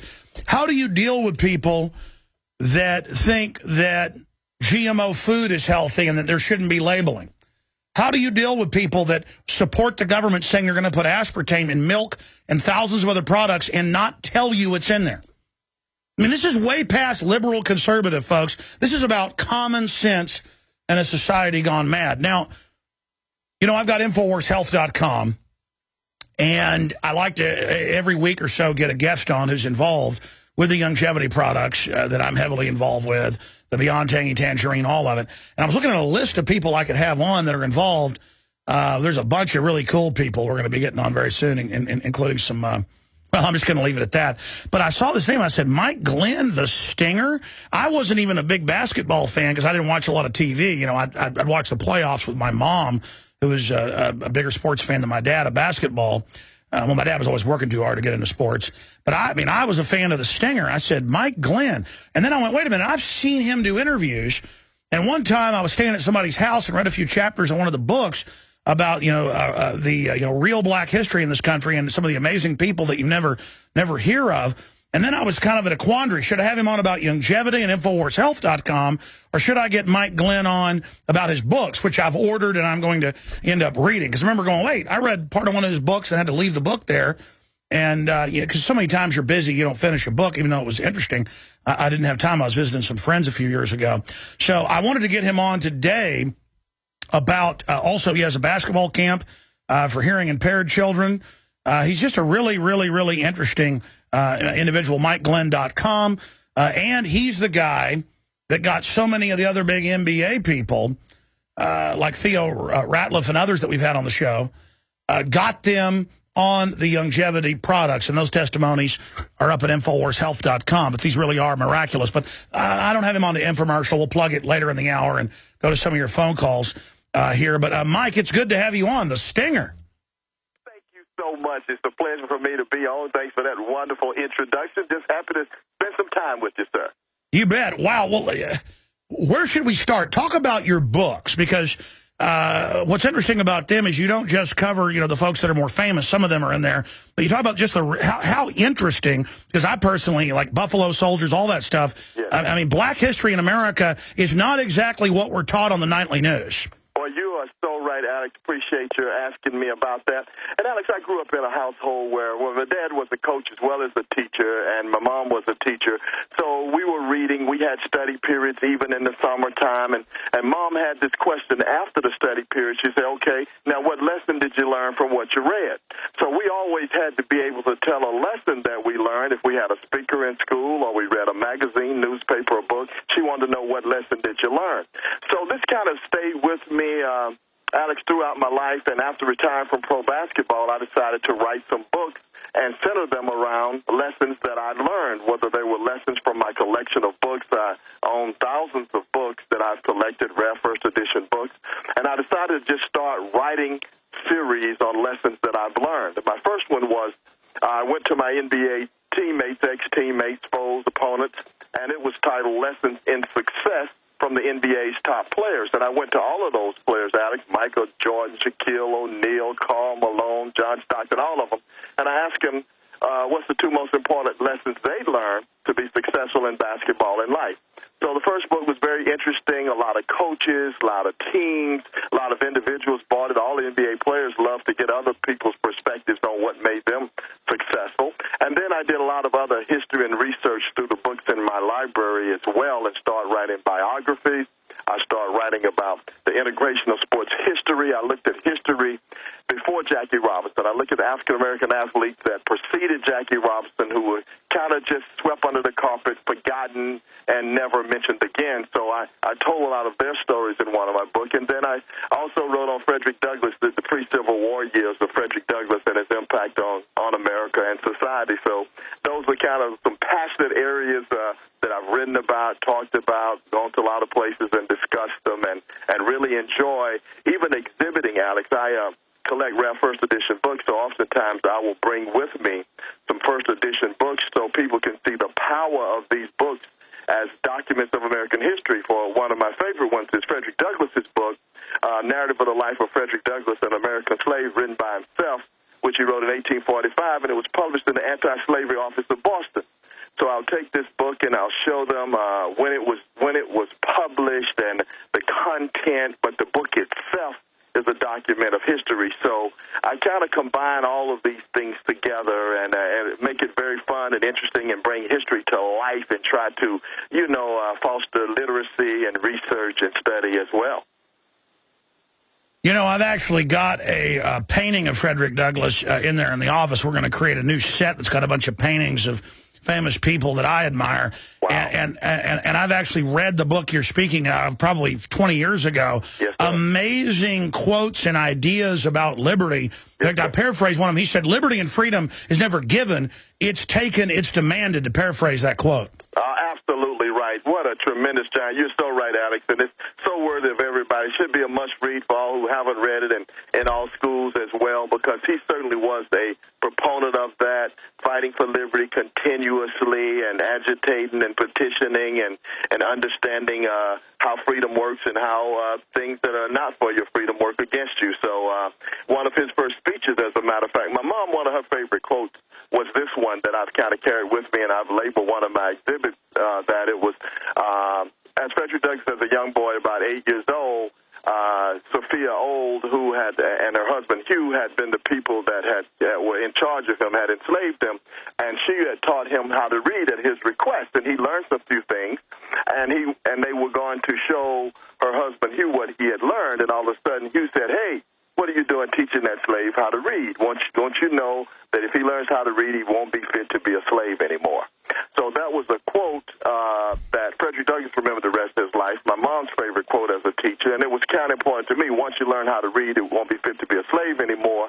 And it was a proponent of, he said that was the pathway from slavery to freedom was through reading and literacy and learning who you are, what liberty is. Mine as well. I mean, growing up, I happened to get into history books just because they were so action-packed every page. Yes, sir. And then if you know history, you know how humans act over and over again. So right. I can now recognize the oppression and the modern attempts at slavery today that are more sophisticated. Like I have all the Department of Education documents, wow. And they're in Charlotte Iserby's phone book-sized book when she was the head of policy there, where they actually planned to dumb everybody down so they could be brought into a collective.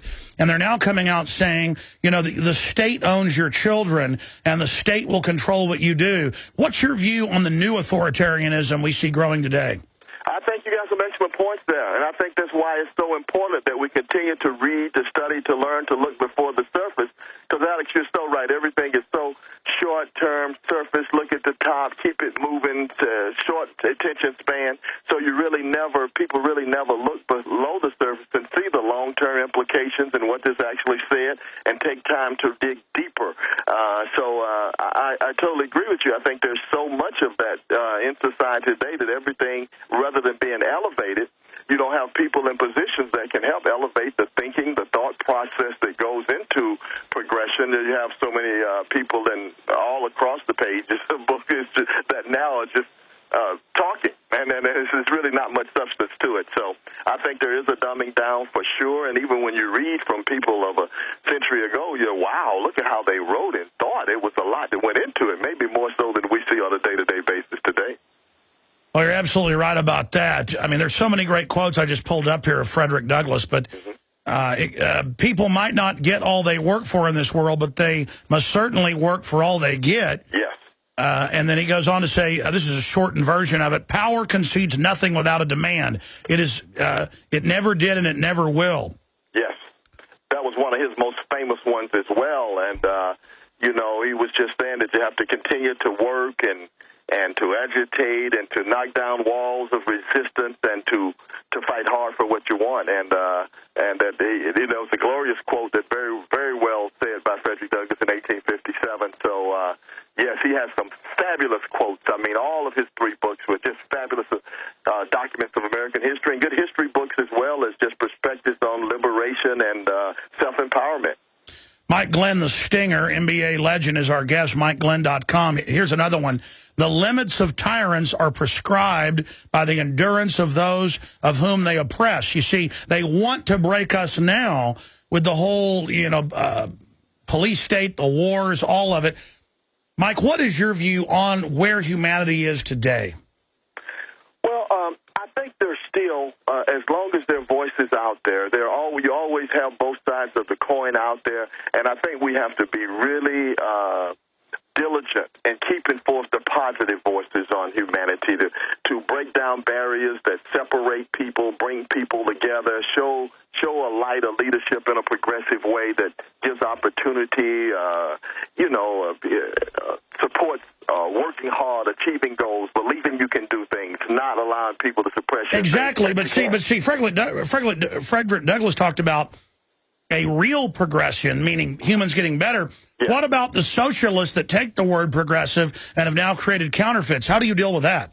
Yeah, it's not an easy thing to do, and you have to keep your voice heard. I think, Alex, you certainly, and the more we hear voices that show another way, a better way, I think through all these voices that it gives opportunity for people to find a best path. And as long as they believe that they can do it, as long as they have the energy to fight, to push, to achieve, to learn, to grow, they'll create those opportunities. So that's one thing I do, Alex, whether it's through nutrition, whether it's through history, whether it's through deaf people learn to be assimilated into mainstream. I want people to know that they can empower themselves. They can have their dreams. They can live their dreams. They can accomplish things, and the self-empowerment. Well, Mike, that's what I picked up. That's what I picked up reading one of your books, is that I get the thrill out of teaching somebody something, or I get the thrill out of seeing people excel. Yeah. And there are just so many out there that are so pitiful, they think when someone else excels, that's bringing them down. And there are people that have excelled that think they excelled by bringing others down, and it's just really sad. Here's one more Frederick Douglass quote. Yes. The life of a nation is secure only while the nation is honest, truthful, and virtuous. But there's so many unhappy people out there, and I think they're unhappy because they're not building others up. Tell us about your foundation and the basketball camp, and how many folks that have been deaf or hearing impaired that you've helped. Well, thanks very much, Alex. Yeah, my dad actually started the sports program there at Georgia School for the Deaf before I was born, so he coached every sport they had there at the deaf school, and so I grew up loving basketball, and I would go to basketball camp, and I noticed that my deaf friends could never go. I spent countless hours at the deaf school. They had the dormitories there. I stayed in his classrooms, went to the dormitories, went to the gym, went to all the practices, and I noticed they could never go to camp. They were always sad. In the summer, I would ask them, did you guys go to basketball camp? And they said there was no camp. So, Alex, I kind of made a promise to myself that one day I would like to start a camp just for deaf kids, because I thought they deserved a chance to go. They were great basketball players. They loved the game like anybody else did. So why shouldn't they have an opportunity to live their dreams and go as far as their talents would take them? So when I got to the NBA, I talked about it at several places, and as a member of the New York Knicks, I started the nation's first basketball camp for deaf kids. This was 33 years ago. So I started a free camp. First, I had about 30 kids to come to that first camp on Long Island, New York, at Milneck School for the Deaf. And then I started expanding it. Girls and boys and kids were coming from all across the country to this free camp, and it meant so much to them to have an opportunity to go to camp, to include, to be included, to interact with other kids, to meet pro NBA players, to come and sign autographs and take pictures. It was just the best week of their life. So I decided that each year I would have this camp, and I would dedicate each week to tell the students this will be the best week of your life. So all of our staff members, we tell them on the first day, welcome, we're glad to have you here. This is a camp for you, and our mission is for you to have the best week of your life. So each year I average from 80 to 100 kids, and you take that over the 33 years. Some years I would do two camps, one in New York and one in Atlanta.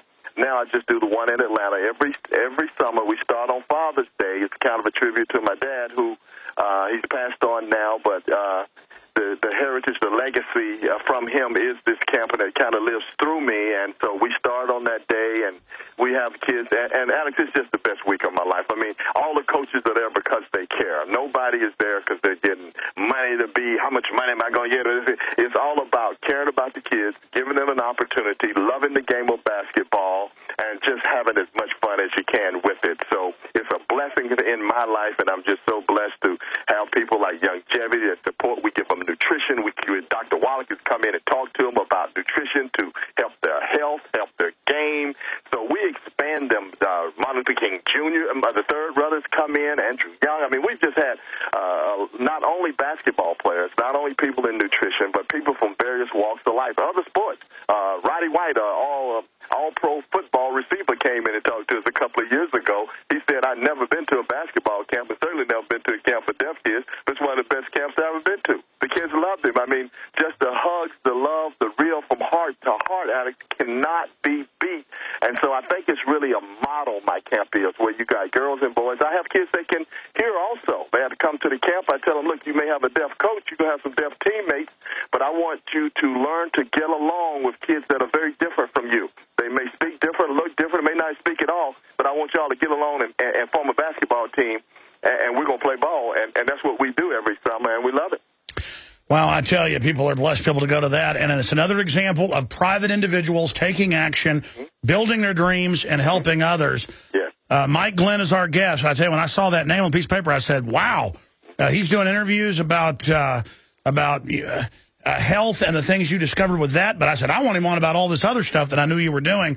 So the Stinger is on with us right now, MikeGlenn.com. And we're going to post this video of this radio interview. If you're a TV viewer, you're obviously seeing it now, but for radio listeners, by tomorrow, we'll have this interview posted up at InfoWarsHealth.com. If you're a radio listener and want to be able to see the TV side. We're going to go to break and come back and talk about health issues, longevity. You were one of the people that got into it very, very early, and you've gotten so many other NBA people into it as well, because anything I promote is something I truly believe in. And longevity and the products at InfoWarsHealth.com are the best out there. But also, it funds our operation. Just like you were saying, longevity helping fund stuff for deaf kids. I don't think people know that Dr. Wallach's won against the Food and Drug Administration himself 3 times, with other lawyers 7 times. We've had some of those lawyers on. These are the famous cases that allow supplementation, period. And I just can't believe the type of guests we get on. But these guys never brag about themselves like Dr. Wallach and others. So we'll brag on them with Mike Glenn, the Stinger. Straight ahead, I'm Alex Jones. Well, we've got the Stinger on with us here. Mike Glenn, a very famous NBA player. For those of you that don't follow the NBA, like I didn't follow it much, and I always like watching the Stinger. But I guess people like the guy that's a little bit smaller than everybody else who's kicking their butt. I think that might be what it is. Is that why you were so popular, Mike? Yeah, that's part of it, man. The little guy, and I always shot the ball so well from the outside. That's how I earned the nickname, the Stinger, Alex. So, and then I played the game like you try to live. You just play it as an expression of who you are. So played hard and played fair, and, you know, I think people like the way I played the game, too. You've got a film coming out that just won a big Christian award, and you're going to be doing screenings on that. The system obviously doesn't want films like this out there, but it's got some really good reviews. Tell us about that. Yeah, thanks very much, Alex. It's called The Spirit of Love Movie.com. TheSpiritOfLoveMovie.com.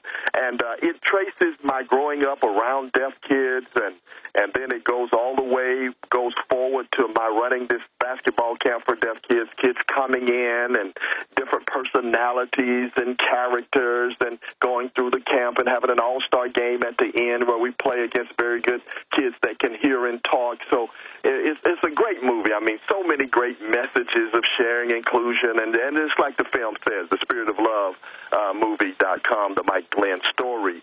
So we were in Texas during All-Star Weekend at the Texas Christian Film Festival, and we won the most inspirational movie of that festival. And then we have 4 out of 5 doves from that rating agency as well. So right now we're doing screenings. We're looking for the right distributor. My producer, Dollar is out of Denver.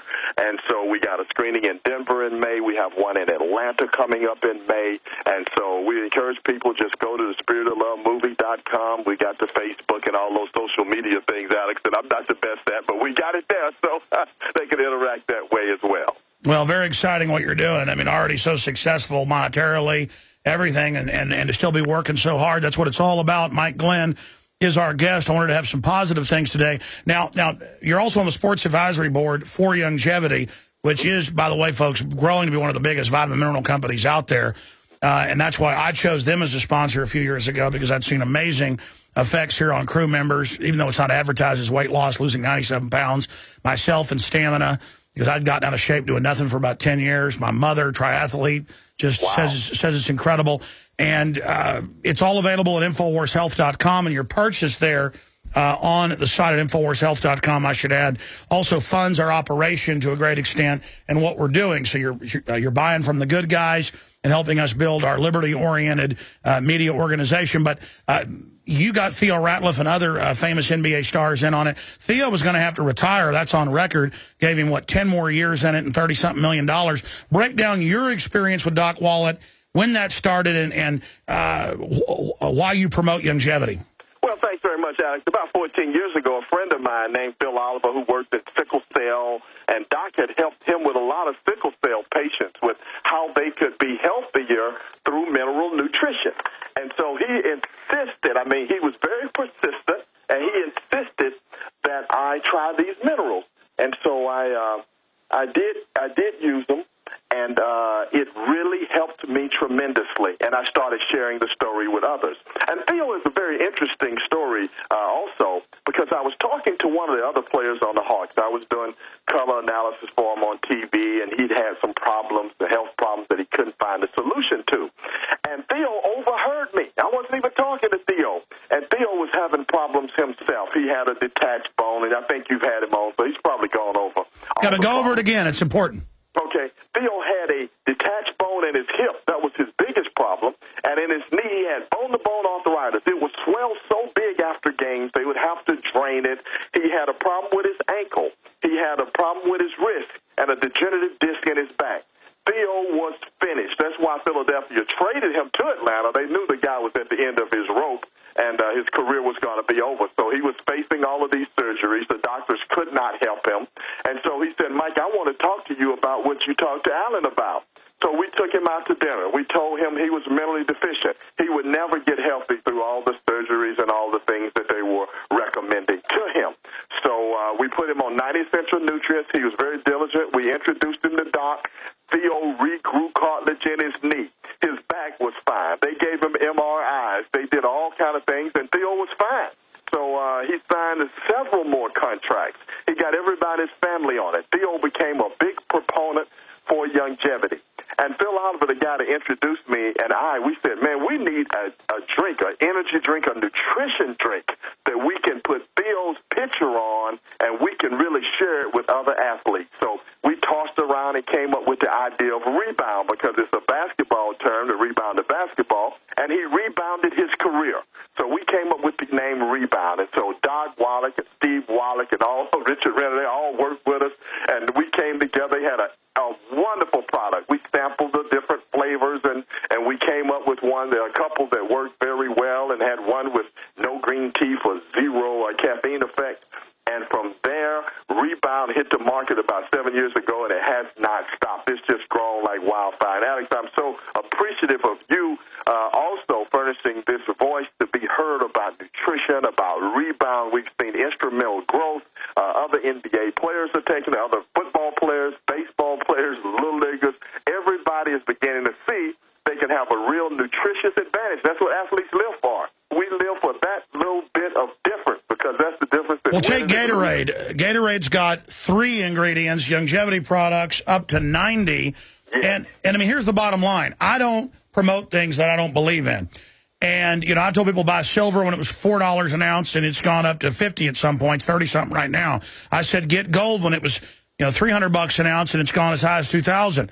The point is, I really promote what I personally decide to do.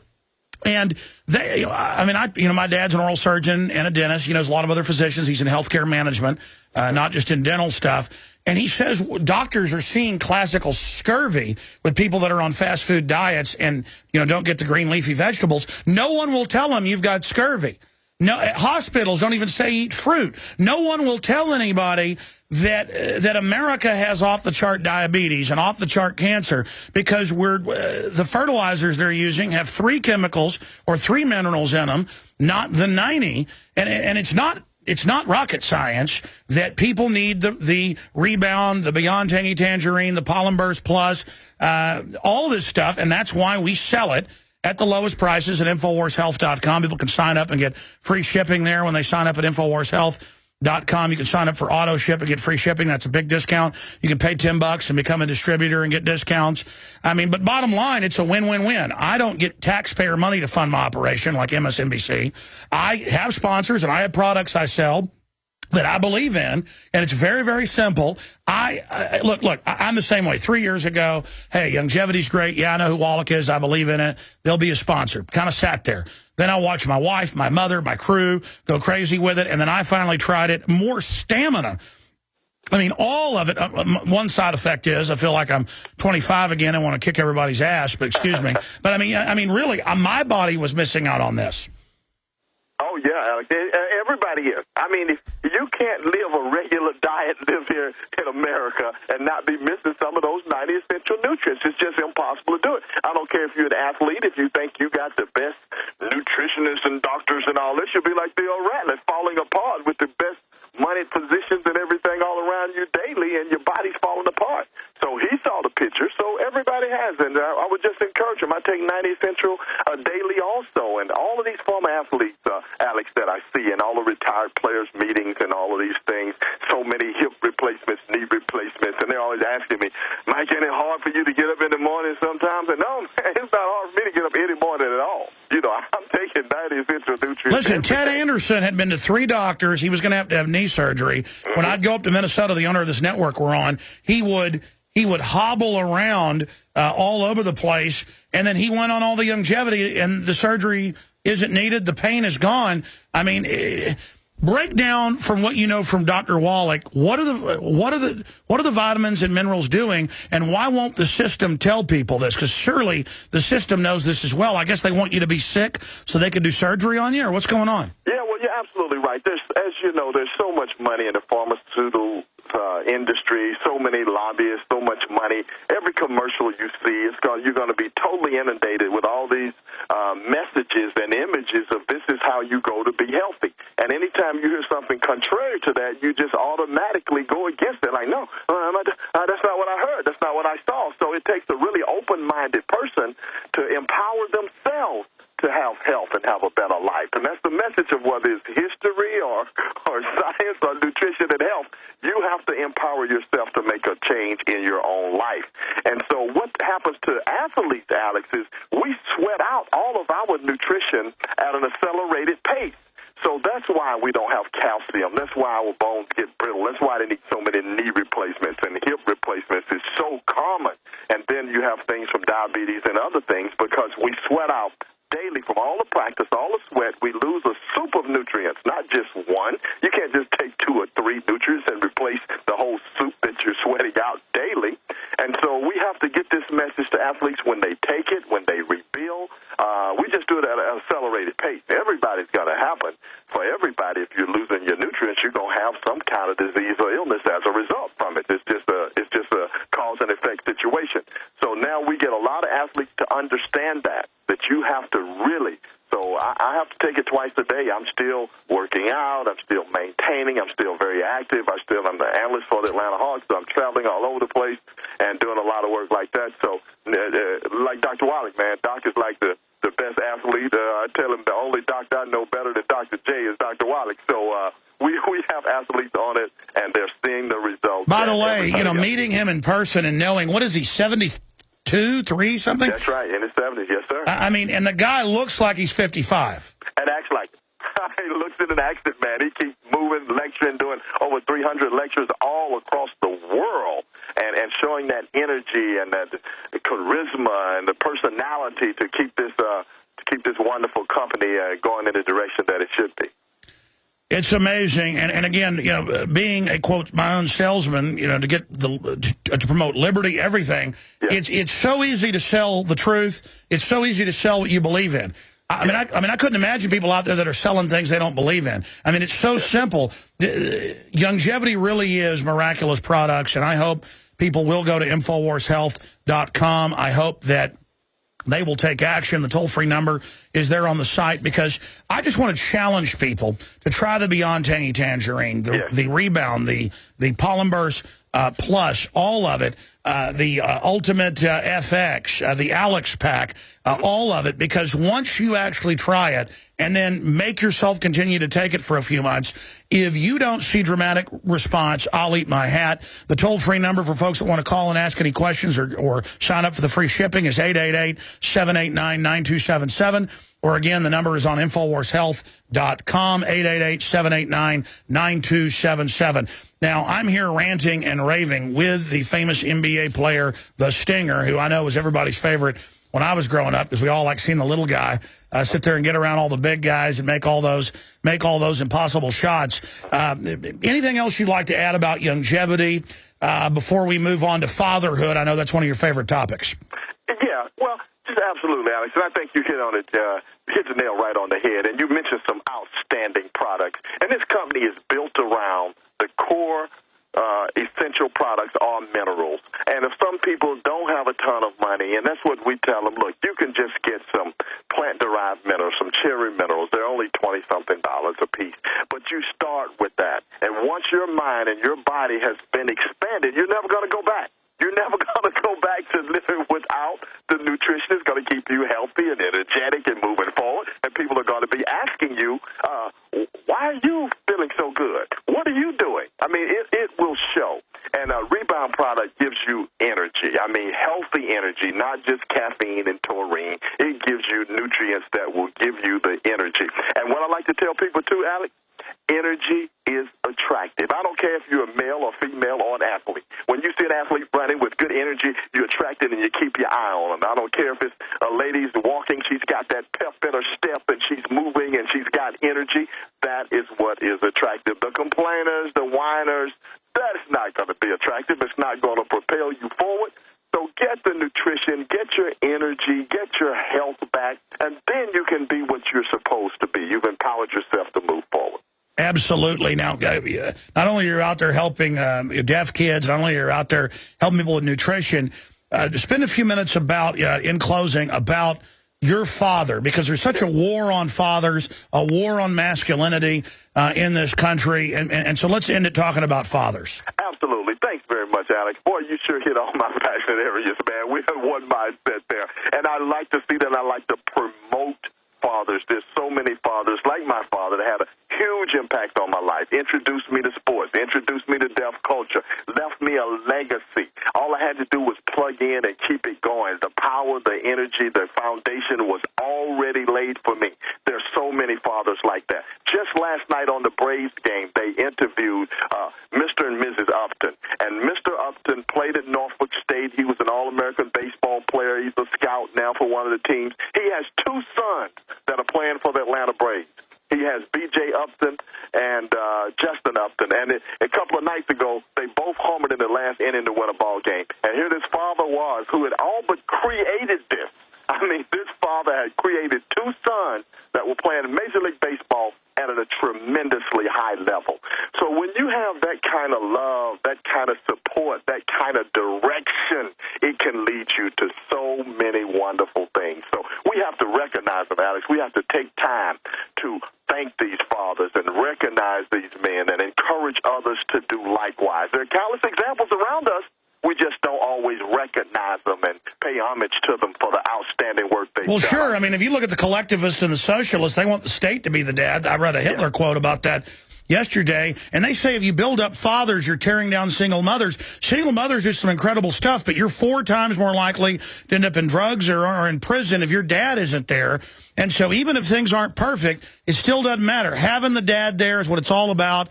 And it's like, having 4 wheels on a car. The dad's 2, the mom's 2. You've got to have those four wheels, and that's why fatherhood is under assault, and you just can't argue with the results of having a dad at home. You're absolutely right, man. And you're right. It is an assault on him. I mean, I even see cases in society that I'm very much familiar with. You saw Michael Jackson's there. They would always be kind of negative. He was too hard on Michael, this, that, and the other. He created the greatest figure group maybe in the history of the world. And his son, tremendous. And you look at Venus and Serena and what their dad, who had this dream that he could raise two daughters that could be great tennis players, and he went about doing it from looking at a video. So there are tremendous things that these dads are doing, and there are always people trying to put them down. So I totally agree with you, man. The fathers play a very, very important role. We start our camp on Father's Day. We acknowledge that right off the top. We have some dads that come who are coaches that are doing tremendous things. And the last thing, I got this one former pro player, Derek Anderson. He was homeless, man. He had a kid at 15, raised his son. I want to hear this. Hold on. Let's go into the next segment. Then I'm going into overdrive, folks, to take your calls, and we have another guest in studio. Stay with us. The Stinger is our guest. We'll be right back. Deer, cows, you name it. Elephants. I've seen this on TV in Africa. They'll reach with their trunks way down into the mud and find the minerals and eat them. And you'll see deer go up to certain rock formations and just sit there eating, chewing on rocks. And you're like, oh, the deer are crazy. No, their body knows it needs minerals. And the old-timers, and this has just gotten bigger the last decade, you can get it in Himalayan salt, some of the trace stuff. You can also get it in some of the clays. But the old-timers across the board knew, especially when women were pregnant, that you were supposed to eat clay. People, oh, look at the old-timers eating clay. They're crazy. It's the real wide-spectrum minerals. And I'm done plugging that. We're back on fathers with the Stinger, Mike Glenn. Mike, finish up your point about the guy that was homeless. Yes, Derek Anderson. Derek Anderson was a homeless young man, and he had a son. And at 15, he worked two jobs to raise this one-year-old son, and often he would sleep in the gym. But he was so determined to be a success, practiced ball, got a scholarship, went to University of Kentucky, won a national championship, played in the NBA, and that gym that he slept in from being homeless as a 15-year-old is now named after him, and his one-year-old son that he was taking care of now works with him as an adult in his business. And this is the kind of examples that the father can be, and I see it oftentimes, and we don't hear about it. He's the kind of person that comes to my camp that tells my deaf kids that they can be successful, and he's an example of that fatherhood starting at age 15 in those kind of circumstances to be a tremendous success. National championship, NBA champ, Olympian champ, Derek Anderson. So outstanding young man with a new book called Stamina out. And I just wanted to praise him as well, since you mentioned fatherhood and what a tremendous father he was and is to his son. Well, it was Hitler that said, first you've got the women, first you get the women, then you've got the children, so follow the men. And socialists, authoritarians, fascists always target the children and the women and try to remove men out of the equation. And we're seeing that happening today, and that's why the work you're doing, Mike Glenn, MikeGlenn.com, The Stinger, NBA legend. Thank you so much for your time, and I look forward to speaking to you again. And if you ever come through town in Austin, I'd love to get you in studio. I will certainly do that, Alex. I appreciate you greatly as well. Now, you take care. All the best to you. You too. Take care, folks. There goes Mike Glenn, and he's got some big dogs there in the background. Let him take care of those. I'm going to go into overdrive. Antonio Beeler, you remember about a year ago, got arrested filming cops in Austin. No criminal record, West Point grad. The point is that good people that aren't like criminals are now caught up in the system all the time. Veterans are having their kids taken for no reason. And if they can go after veterans and people, the sky is the limit. And a Travis County grand jury indicted him last week for filming the police. And Arde Saveda, the police chief, said, well, you can film police, you can't interfere. Well, there happens to be footage of what happened, not just from his camera, but from across the street. He's filming. The cops say, stop that. He's backing up, and the cops start going at him, and he says, what are you doing? What are you doing? So he hasn't arrived yet, but oh, he is here? He is here? Okay, good. He just got here right on time. So what's going to happen is I'm going to take your calls for a couple segments while we get this set up. Then he's going to be coming in. We're going to Overdrive, internet only, Infowars.com, video streams at prisonplanet.tv. Back tonight, GCN. 7. I'm hosting the Nightly News. Visit All right, folks, we're going to have Antonio Beeler, who's here in studio. If you're watching on TV, here's the new issue of our magazine. Look right here. People didn't believe this when I first reported it because I was down at the Texas coast and my crew was being given tickets and threatened with arrest if they handed out magazines anywhere downtown. It was so outrageous, listeners didn't believe me until I got back up here and showed the photos and the video online. Like I'm going to make this up. I mean, sometimes I get stuff wrong, folks, or I flip numbers around or, say somebody's name wrong. I almost said Patrick Douglas earlier. I know it's Frederick Douglass. But, I mean, there it is, getting the ticket in America. So we're going to be talking to him. He's now been indicted for filming police in Austin. I mean, super creepville. And the average cops in Austin, I've been all over the country, are pretty nice overall. Doesn't matter. They're being given orders and policies that are out of control. Let's go ahead and take some calls in this segment and the next. Then Antonio Beeler is going to be in studio with us. Daniel in Kentucky, thanks for holding, brother. You're on the air. Go ahead. Alex, thanks for taking my call. The socialists and communists in the world, they want everything we've got. They want our money. They want your silver and gold. They want, of course, your guns. And as we heard... I just realized it's the slaver media. That's why they always talk about black slavery all day, because they don't want you to recognize the current slaver. The globalists are slavers. They fit the definition. I want to do a piece on that. They are slavers, but they have fancy propaganda. Go ahead. The most precious thing you have is your children. And they've admitted that. That's what they want, too. And I think we have a president that is looking for a crisis. I don't know if they want to do this over a period of time. No, they're trying to start a civil war. Everybody agrees. And, there's 4 crisis areas that maybe this is this North Korea thing. Maybe he's hoping something happens there. I think it could be the financial state of our country. We're $17 trillion in debt. And Ben Bernanke, back years ago, gave a speech, and he said if in a financial crisis he would do certain things. He would bring the interest rates down to zero. He would pump money into the economy. He would let the government buy securities, the Federal Reserve buy securities. One thing that he said that has not been done yet is devaluing the currency. And I think that's how they're going to, if they're going to pay the debt back, that's how they're going to do it. Oh, well, there's no doubt they're already doing it. It's just that it's like a couple pieces of the cake have been taken out, but soon to be the whole cake. And they're just going to absolutely wreck people's savings and future, which, again, will force us onto welfare, which is the goal. You're absolutely right, sir. Another thing I want to make a comment about GMOs. It's through your program and Mike Adams and Natural News that my wife and I have learned about GMOs and the dangers of them.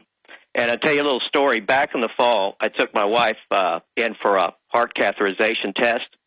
And I had a book with me that I was going to read while I was waiting called Seeds of Deception by Jeffrey Smith. No, we sell it. Yeah, go ahead.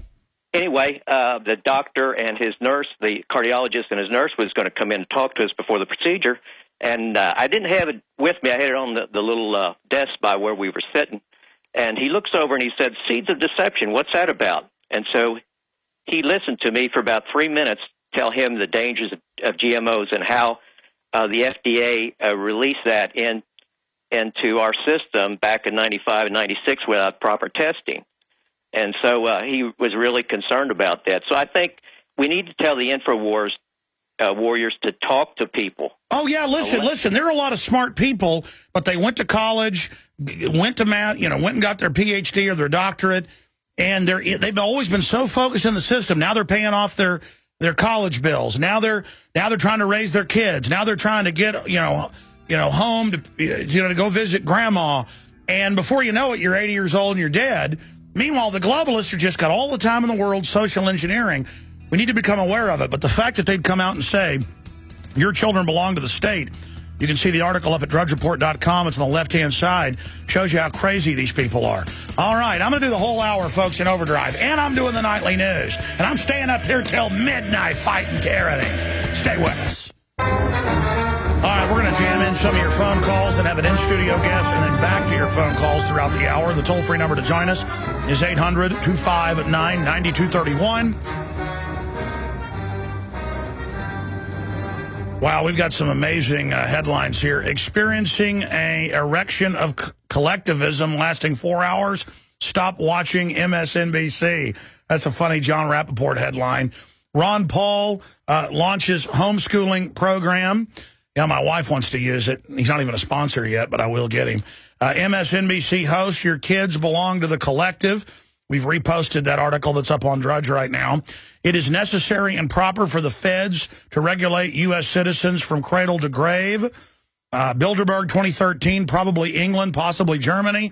Breaking news there. Senator McCain says he doesn't understand an effort to protect the Second Amendment. I mean, it's just the Bill of Rights. Get rid of it. New DARPA robot looks like a human. ATF to spy on gun owners via massive database.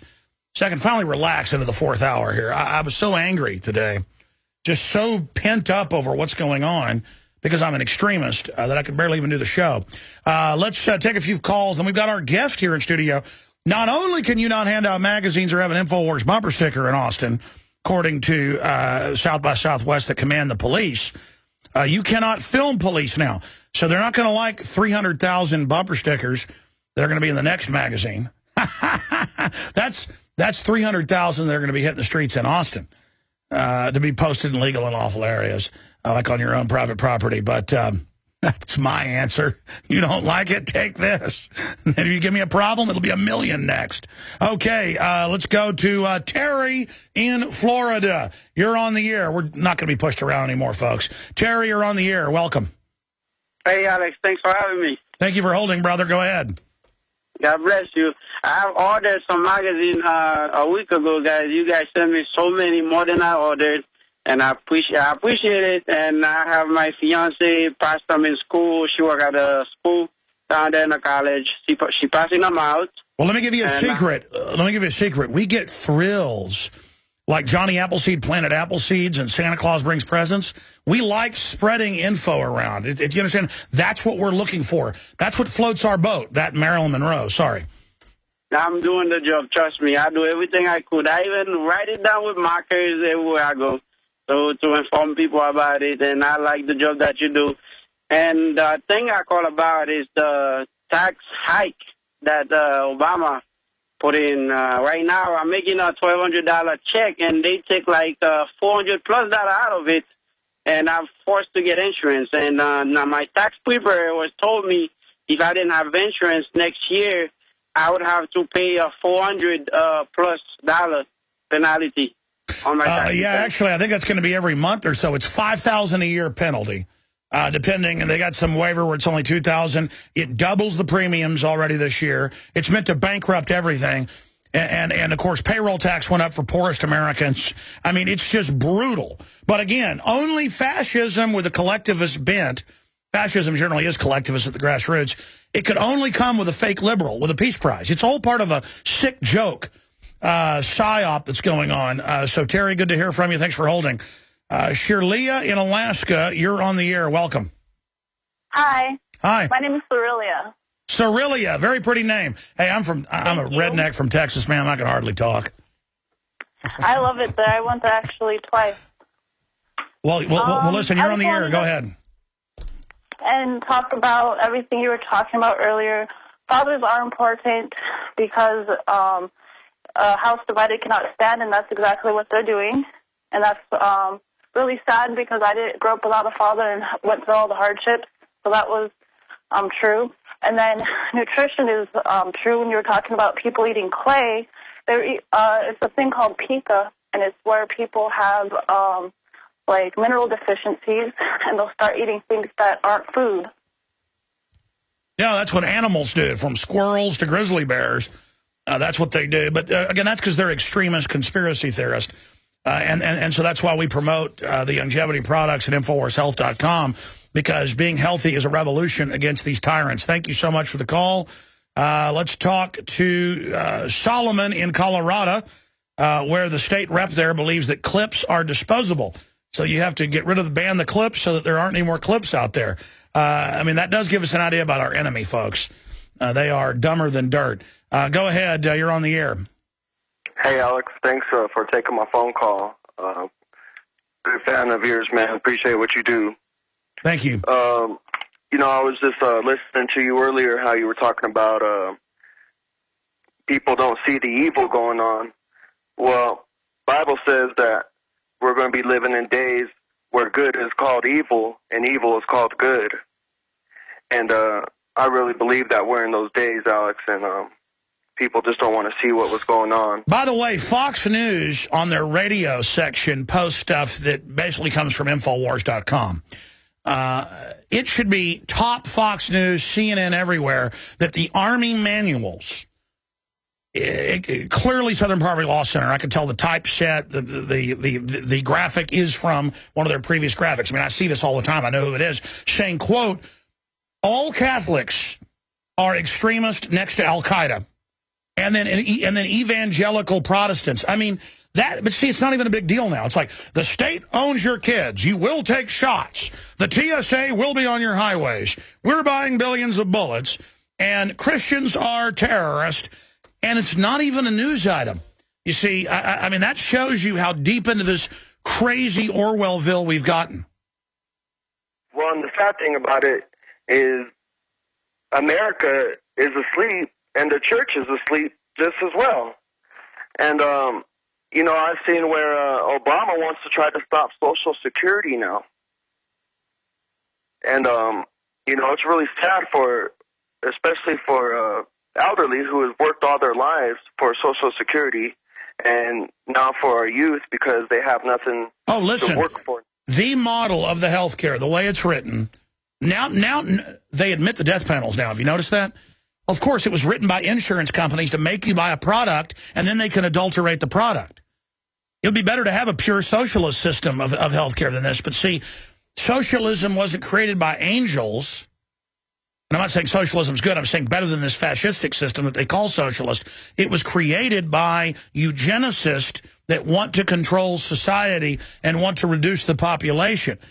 And so you've got these fools. I mean, it makes me physically ill calling into talk radio going, because I've heard them, oh, you're just mad that Obama's giving us something free and redistributing wealth when he works for the big 6 mega banks, absolutely sworn to destroy this culture and this society. Thank you for the call. Now we're going to go to our guest till about 40 after. Then I'll go to Mike. Then I'll go to Steve, Chris, Nelson, and others that are patiently holding. But let me show TV viewers that are watching this Austin, Texas government press release. This is the office of the police chief. You guys can just document cam, and I have it right here. Statement from Chief Art Aceveda regarding Antonio Beeler grand jury indictments. He said, we appreciate the thorough investigative and review process where they told you to drop your case against them. Antonio Beeler joins us as a political activist in Austin, Texas, most well known for his activism in police accountability, which stemmed from his controversial arrest in Austin on New Year's Day 2012 after he witnessed a woman he alleges was being abused by Austin police officers. His activist work is funneled through the Peaceful Streets Project. He found it with the help of other local activists, and that's why they're now indicting him. He is a West Point graduate and airport ranger, qualified former military officer with tours in Kosovo and Iraq. He also works as a teacher, homeschooling specialist. That's terrorist. Man, that's really, you're a veteran, too. That's the worst part.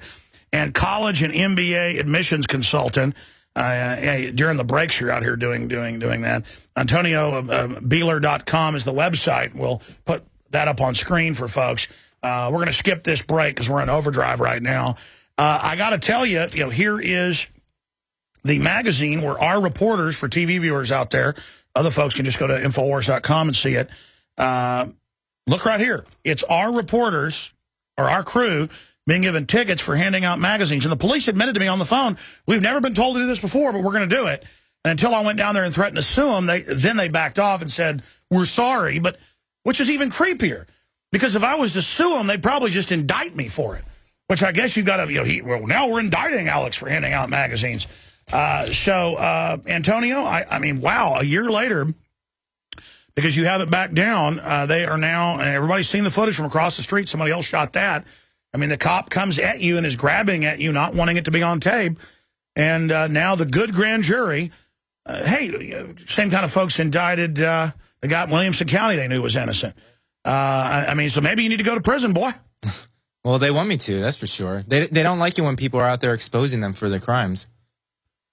Well, I tell you, but we're sure a free country. You know, did you ever imagine when you were in Kosovo and Iraq and places you'd be being indicted for this? No, and quite frankly, everyone told me how I was protecting freedoms overseas and all that stuff, but I feel like I'm doing more to do it by fighting the police here, because the police are the real domestic terrorists, unfortunately, in this country. Well, they certainly are trying to turn them into that, yeah.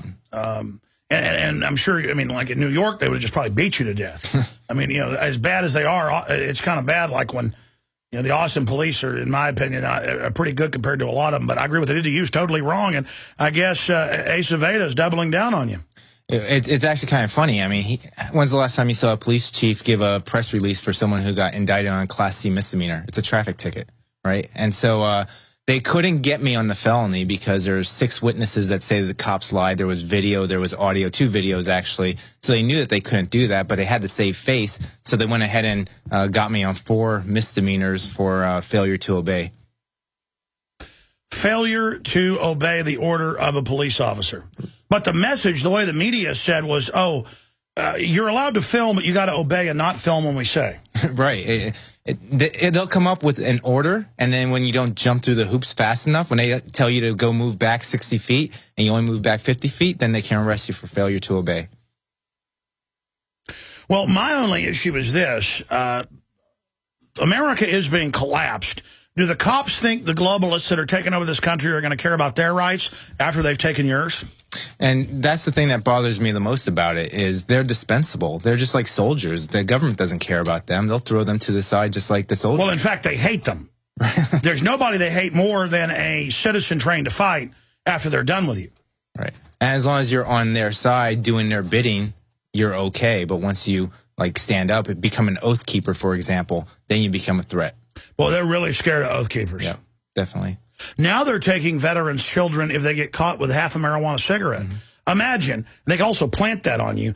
I mean, it should all be decriminalized right now. The government ships in the hard drugs. They're trying to put the kids on the hard prescription drugs. I mean, what a joke. End it all now.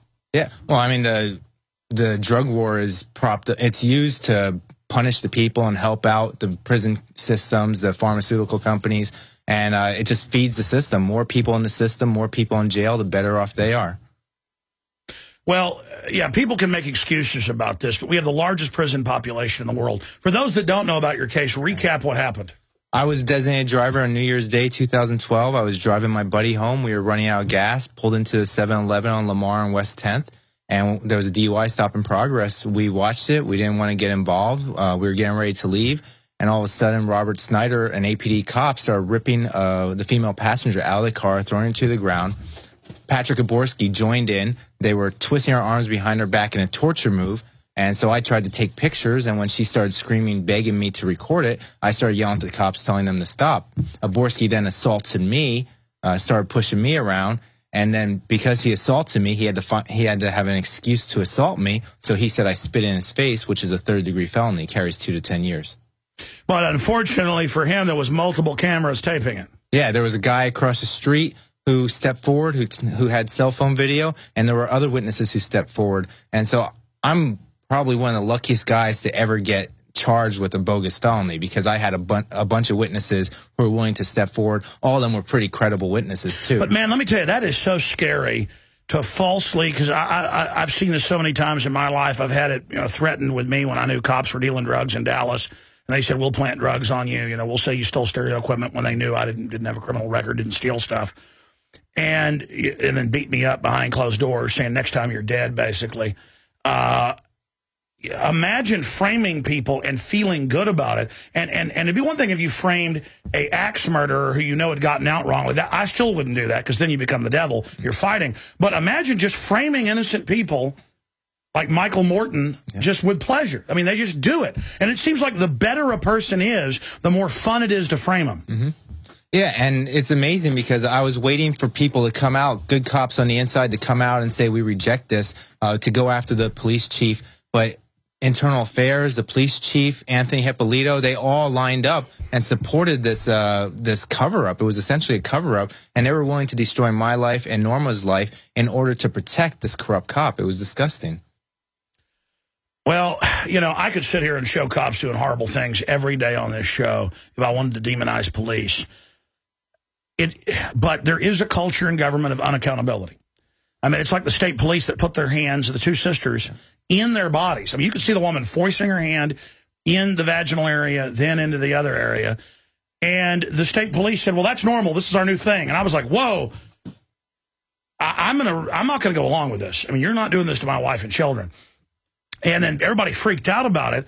So now they've indicted the police that did this. But the head of the state police, and before that, the local commander defended it. It shows they're really getting out of touch. And the only reason that became an issue was because the Dodds were willing to come forward with a lawsuit. If that didn't happen, you know... No, the state police said we do this all the time. Right, right. Not only is it illegal to do a cavity search without a warrant or an emergency, the same glove... Yeah, yeah, it was disgusting. But not only were... 2 girls, 1 glove. Exactly, and both front and back. It completely... Yeah, let's show that, folks. Can you show the women... State police do cavity search of women? And the thing is, Hellerson and Farrell, those were the 2 cops. They were the ones who did the deeds, but everyone in the chain of command, the entire Department of Public Safety rallied behind those guys. Not one cop came out and said, this is wrong. Well, I mean, that's what the blood draws are all about. They know the beer's there. Sit out to the liquor store. You know, sit outside the, you know, pull them over. No, they don't do that. They want you to go drink, and they want to put you in jail for 2 beers instead of going after people who are drunk, reckless driving. You don't need drunk driving charges. Reckless driving is a felony. But no, we're not going to people for reckless driving, which we had on the old code, because it's reckless driving regardless. Now it's 2 beers, you're going to go to jail. And I sat there, I'm not even going to say the guy's name, but a well-known cop. I sat there in a restaurant with my children a few weeks ago and watched him drink tequila shots and beer.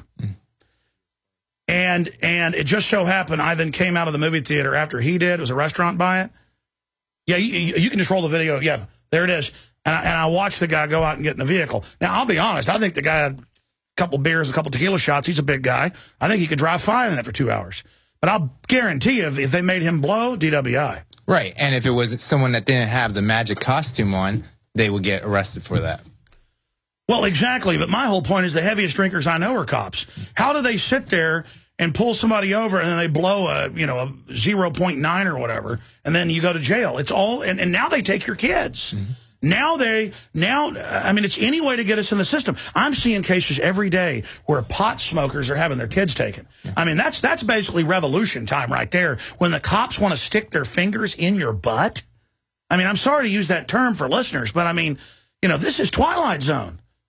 I mean, I worked as a large animal vet, and when we would do exams on cows, the vet would change his glove every time. Mm-hmm. A cow gets better treatment than we do. How does TSA do that? Well, they're the government. And the problem is that people have this inability to separate the government from people. If people can't do it, if it's a crime when a person does it, and then all of a sudden when that person has authority from the government, they can do it, you know, that should be a problem. People shouldn't say just because you're a government employee, you can commit these crimes. But we live in a society where authority is everything, and people think that you have to give respect to people, and therefore those people in positions of authority have the right to commit crimes. That is completely backwards. In the old days when this country was trying to follow Bill of Rights, if you did have a uniform, you had to be commissioned by Congress to even have a uniform in the military. That's why they didn't want police to wear uniforms, because they're like, that's the military. But New York started it first. You had guys in suits, and let me tell you, they better behave themselves or they were in trouble, because people knew you've got to keep that authority in check. It's called a servant, not an official. Right, and I would love to go back to the days when they were public servants. Well, again, for me, the biggest thing is I've seen the video is you don't spit on him. And the fact that he tried to put you in jail for, what was it, maybe 7 years if he'd have got you? 2 to 10 years. Yeah, so the average is about 7, I was reading. So 7 years in jail, and would sleep good, sending you to jail because you didn't follow his orders. Right, to teach me respect. And he told me when I was in the truck, and it was just me and him, he said, you don't F with police, you F with the wrong cop, and now you're going to F and pay. And by that, he meant you're going to go to jail for a crime you didn't commit. But what really makes me mad is, yeah, this guy's a horrible, terrible person. He should go to jail for what he did. But what really makes me mad is the fact that it's clear, there's no question that he lied and he committed the felony crimes that night. And yet Chief Acevedo and other members of the Austin Police Department continue to support this notion that I was a criminal that night. Well, here's the deal. If Acevedo doesn't say turn your guns in, Fidel Castro loves everybody. I mean, he says he doesn't like Fidel Castro, but Fidel Castro says a citizen shouldn't have guns. He says, you know, turn these guns in, turn these mags in, you know, or you're for the criminals. Criminals can get guns illegally. Criminals are going to get guns anyways. You're going to use a universal background check to take our guns. We all know what this is about. Art Acevedo is a smart guy. He knows. He says he wants to come in. I know he listens. Come on, let's go. I mean, you know, I'll be civil with you. And, you know, he's a smart talker. But let me tell you, if he doesn't do that, the police union will have him out. Oh, exactly. So, I mean, all it is that, yeah, our local gang is not as bad as other gangs on average, but they are still a gang. Right. And look at New York. I mean, I've talked to Austin cops that have asked directions of New York cops, and they scream at you. I've seen them do it to tourists with little kids and a family. I mean, no respect for themselves, no respect for anything. On just a wild power trip, the cops in New York smoke cigars on duty with their hats on sideways. What does that tell you? Just they have no respect for themselves, for their uniform, or for the people. Exactly, because even if you were a corrupt person, you'd want to treat the public with respect because you want your family treated with respect. We're going to come back, talk about your case and where it's going and your website, and take phone calls. Antonio Beeler is our guest. Antonio Beeler is our guest. You know what? You're anti-police. Michael Morton, you know, they blocked testing the bloody bandana day one. For some reason, they wanted to put him in jail. Turned out they knew it, kept him in jail. That's a good thing. I mean, maybe they should human sacrifice him to the government. See, instead of just sacrificing people like other cultures did, they now just put you in prison to rot and then let the violent offenders out. What's wrong with that? I mean, if you care about liberty, obviously that's a bad. Antonio, do you want to worship government right now? Worship Art Acevedo, kneel to him, worship him, and maybe he'll work with the grand jury to drop the charges. Yeah, well, the first thing, Art Acevedo is a politician, and he doesn't care about anyone's rights. I don't want to worship anyone. I want people to be free, and I don't think that we should have to bow down before cops or politicians. That's how an extremist would talk. Yeah, exactly, and that's what we are. We are extremists. They paint us as extremists. Southern Poverty Law Center that you were referencing before, anyone who even invokes the Bill of Rights is an extremist. I think they should exhume the body of George Washington and publicly hang him for being a patriot. Okay, and Thomas Jefferson too? Well, they're all terrorists, exactly. Like, I think you're an extremist. No, seriously, I'm being sarcastic, obviously, before the news picks that up. What do you make of all this? Is it just now America's about licking government boots? And where is your case going currently? Well, so we'll fight these stupid charges, and Norma was indicted as well on resisting arrest, even though it was illegal arrest. So we'll fight these, and then we'll go ahead and we'll file 1983 civil rights lawsuits against the cops. But I don't have any faith in the system working to protect me or other people. So we're going out and doing direct action. We're trying to expose the cops, the criminal cops, for what they do, videotape them, share the stories of abuse, and try to change the culture in America where people stop automatically worshiping authority and they start asking questions. And when they see a cop doing something illegal, they call them out for it. That's actually an idea. We could have, like, let's say, scarecrows, like images of cops out there, and then it'll be mandatory that when you see one, that it's a felony if you don't get out and worship just the uniform. Or we could just put a bunch of scarecrows with people with cameras in their hand and just terrorize the cops. Well, my whole issue is I run into a lot of Austin cops, and they say they're pro-Second Amendment, pro this and that. I mean, when they were giving tickets out to our crew under orders, later I went down, they all were like shaking my hand and going, oh, we think it's bull as well. And we went to the higher ups and said, you know, is this right? And then they said, no, don't do it anymore. My point is, why do they need to be told you don't have to do this? I mean, give people tickets for handing out magazines in downtown Austin. Yeah, no, people should stand up and say, no, I'm not going to do this. I'm not going to participate in this. I'm not going to go after people who aren't committing a crime, and I'm not going to cover up for criminal cops. They should stand up and say, I'm going to do what's right. And, you know, I want to be called a hero. I want to be called a courageous, good cop. Well, Prove it to us. Why were they, because I saw the video, I mean, and I'm not a, special forces guy like you, where they teach you that, how to be tortured so you know how to resist torture. I guess that's how you knew that. But, I mean, it's 101 to grab the handcuffs and lift the arms up high. So I've had cops do that to me when I'm not even resisting as a way to cause pain, I guess, because that's how they feel powerful. Why was he doing that to the woman? I think he was just trying to teach her a lesson. He was trying to show who was boss and was trying to hurt her. And I think it probably has to do with training, either formal training or unformal. Yeah, what is it when somebody isn't resisting, where they all jump on your head with their knees and all the time break people's necks? I mean, and they shout "stop resisting" the entire time because it's part of their training. They know that there are certain procedures that they need to go through to cover up their crimes. But why don't they go join like a jiu-jitsu club or a boxing club? Because I guarantee you, there's real guys want to fight with you there, not just jump on some woman who's handcuffed. I just don't get it. Well, if you're a bully, you don't want someone to fight back. And if you have a badge and gun, people are less likely to fight back. And in Austin, Texas, you get paid very well to be a bully. Snyder, who assaulted Norma, he was only on the force for 3 years. He made $88,000 last year. Patrick Gaborski, who's only been on the force for 12, 13 years, who assaulted me, he made nearly $130,000 last year. Well, that's right. They're on the Special Praetorian Guard DWI detail. Snyder's not. Well, the point is, the more people they arrest, the more money they get. Oh, yeah. I mean, I heard that they make this... The county makes $6,500 per DUI arrest in this county. Patrick Gaborski had over 300 arrests last year alone. Well, you know what the real bounty? They can make up to $500,000 on a kid. And that's why they're now taking people's kids if they find marijuana on them. They're calling it a narcotic. Mm-hmm. Yeah, they've been taking kids for a long time. And Perry did it with those Mormon kids or whatever in North Texas. And then it came out they weren't, last time I checked, doing anything to them. I mean, and again, they always choose some group that people think is a little weird. But then, we burned down the Davidians because he might have been doing something with young women. I mean, good, let's kill him. That'll fix it. Right, exactly. Same with the Ruby Ridge. White supremacists. So therefore, we're justified in killing them. And it turned out he wasn't. They kept coming to him saying, "I'll give you all this money. Just saw off this shotgun." And they told him, "You're a former Special Forces Green Beret." In fact, I want to get him back on the show, Randy Weaver. "We want you to infiltrate the white supremacists." He said, "No, I'm not going to do that."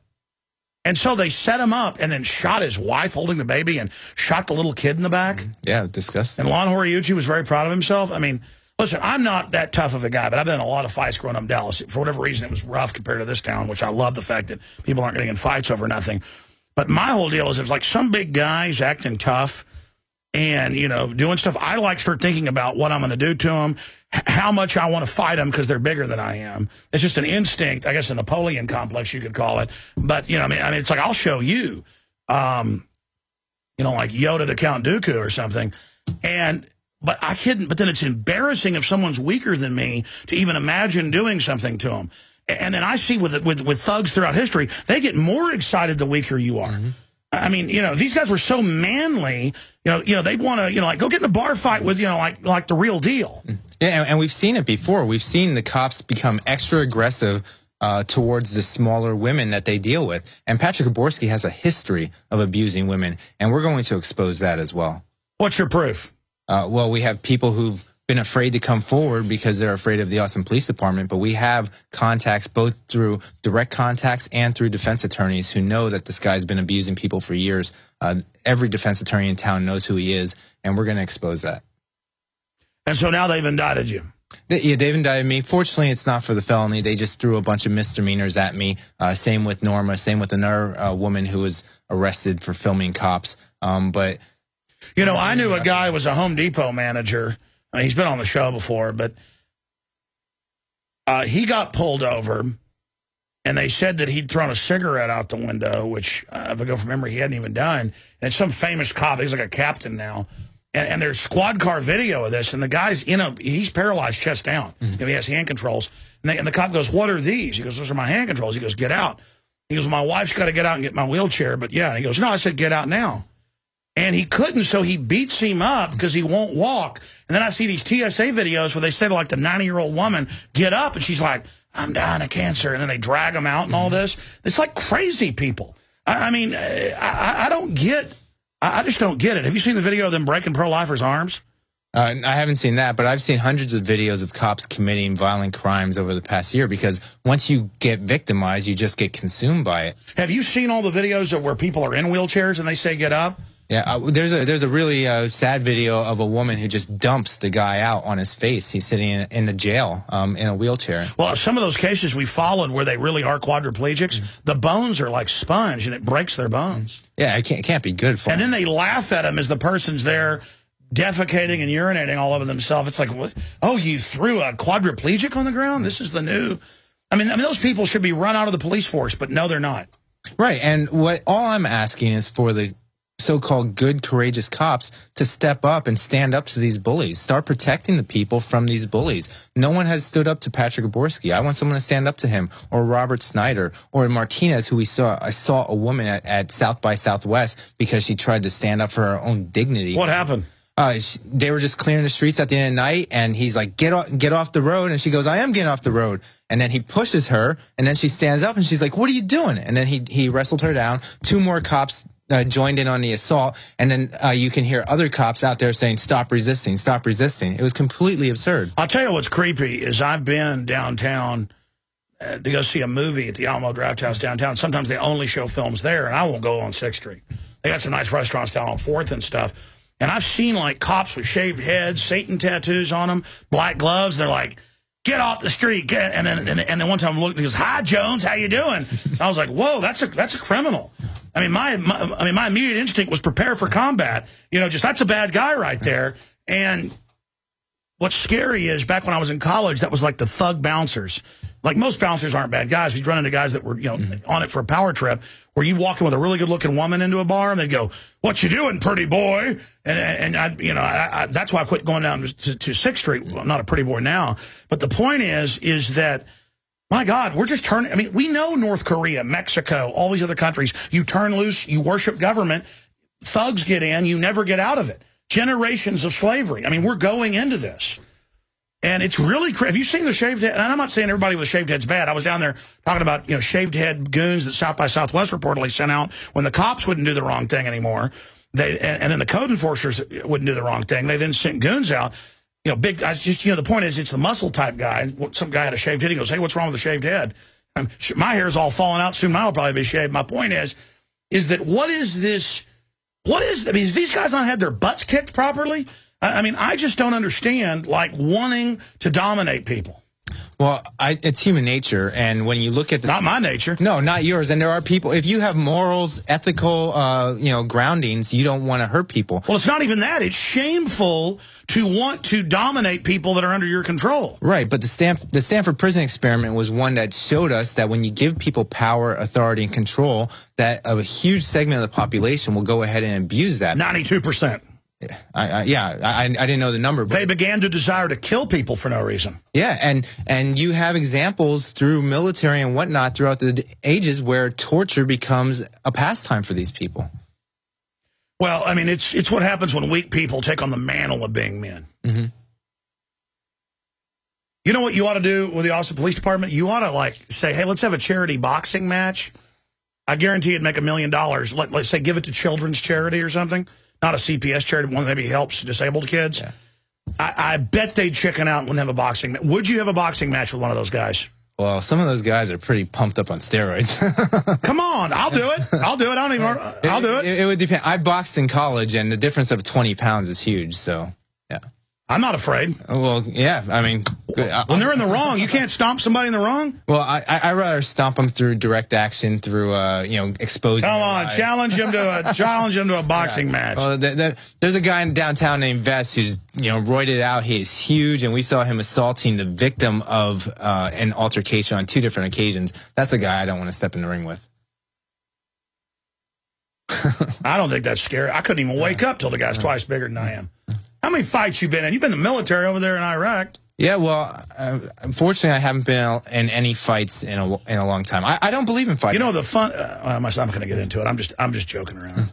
Anyways, the whole I just don't get it. I just don't get men wanting to fight somebody that's weaker than them. I just don't get it. Or worse, men who abuse women, right? Like they did to Norma on New Year's Day. They weren't even looking for a fight. They were just looking to throw her around because, one, they knew that she couldn't fight back even if she wanted to because she was so much smaller. And two, they had these badges and guns on, which meant that if she fought back, it would have been a death wish. And so they abused her because they could, and they enjoyed it. It's just so alien to me. I mean, I just can't get it. I just don't understand it.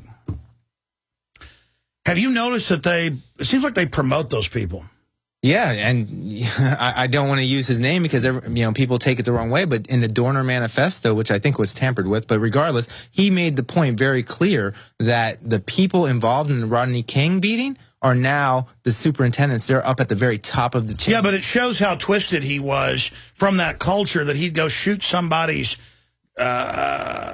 girlfriend to get at him or somebody's daughter. Oh, right, yeah. I mean, just whacked out. Yeah, I mean, I definitely. And then the cops burned him up and said they didn't, and burned him up in front of us and said they'd burn him up. Yeah. Oh, man, it's bad. I think the police being out of control is a manifestation of the culture being out of control. Yeah, and I think it's really important that people who are raising children go out of their way to tell their kids not to respect authority just because it's authority. Get them to question everything, get them to challenge, well, why is this person above me? Why does this person have authority over me? And get them to believe that they're sovereign, free individuals. And then when the cops are rounding people up, putting them in boxcars like they did in Germany, then people can stand up and say, no. Well, why are you being anti-police? They were doing their job in Germany.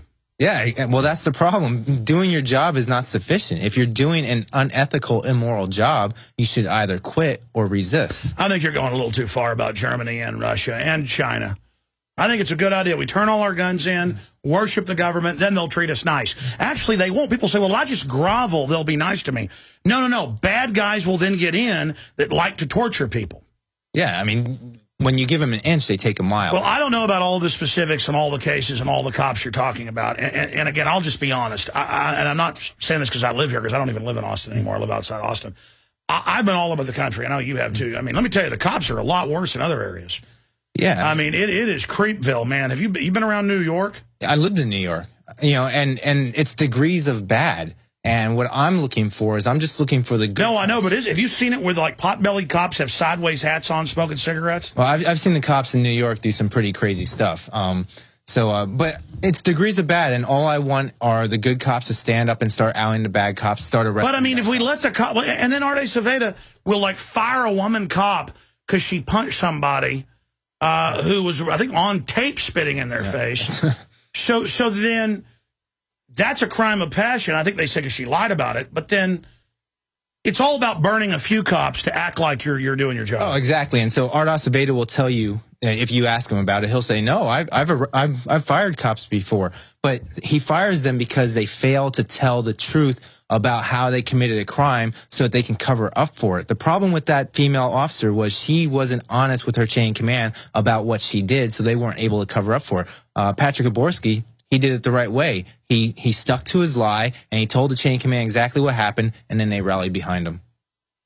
Have you run into him yet? I have. I've run into him a couple times. The first time was pretty passionate. I called him a coward. And then the other times, he hides his face from me. He runs away like all cowards do. I think we should handle this by a boxing match. Have you seen the movie El Cid with Charlton Heston? You know, it's actually a true story. No. The old days, they just put two guys in a ring with swords. Yeah. Well, people were pretty nice back then, though, because you didn't want to mess with somebody unless you could really back it up. Well, exactly, and that's the thing. They hide behind their badges. You know, Patrick Gaborski would never stand up to even the women that he abuses without his badge and his gun.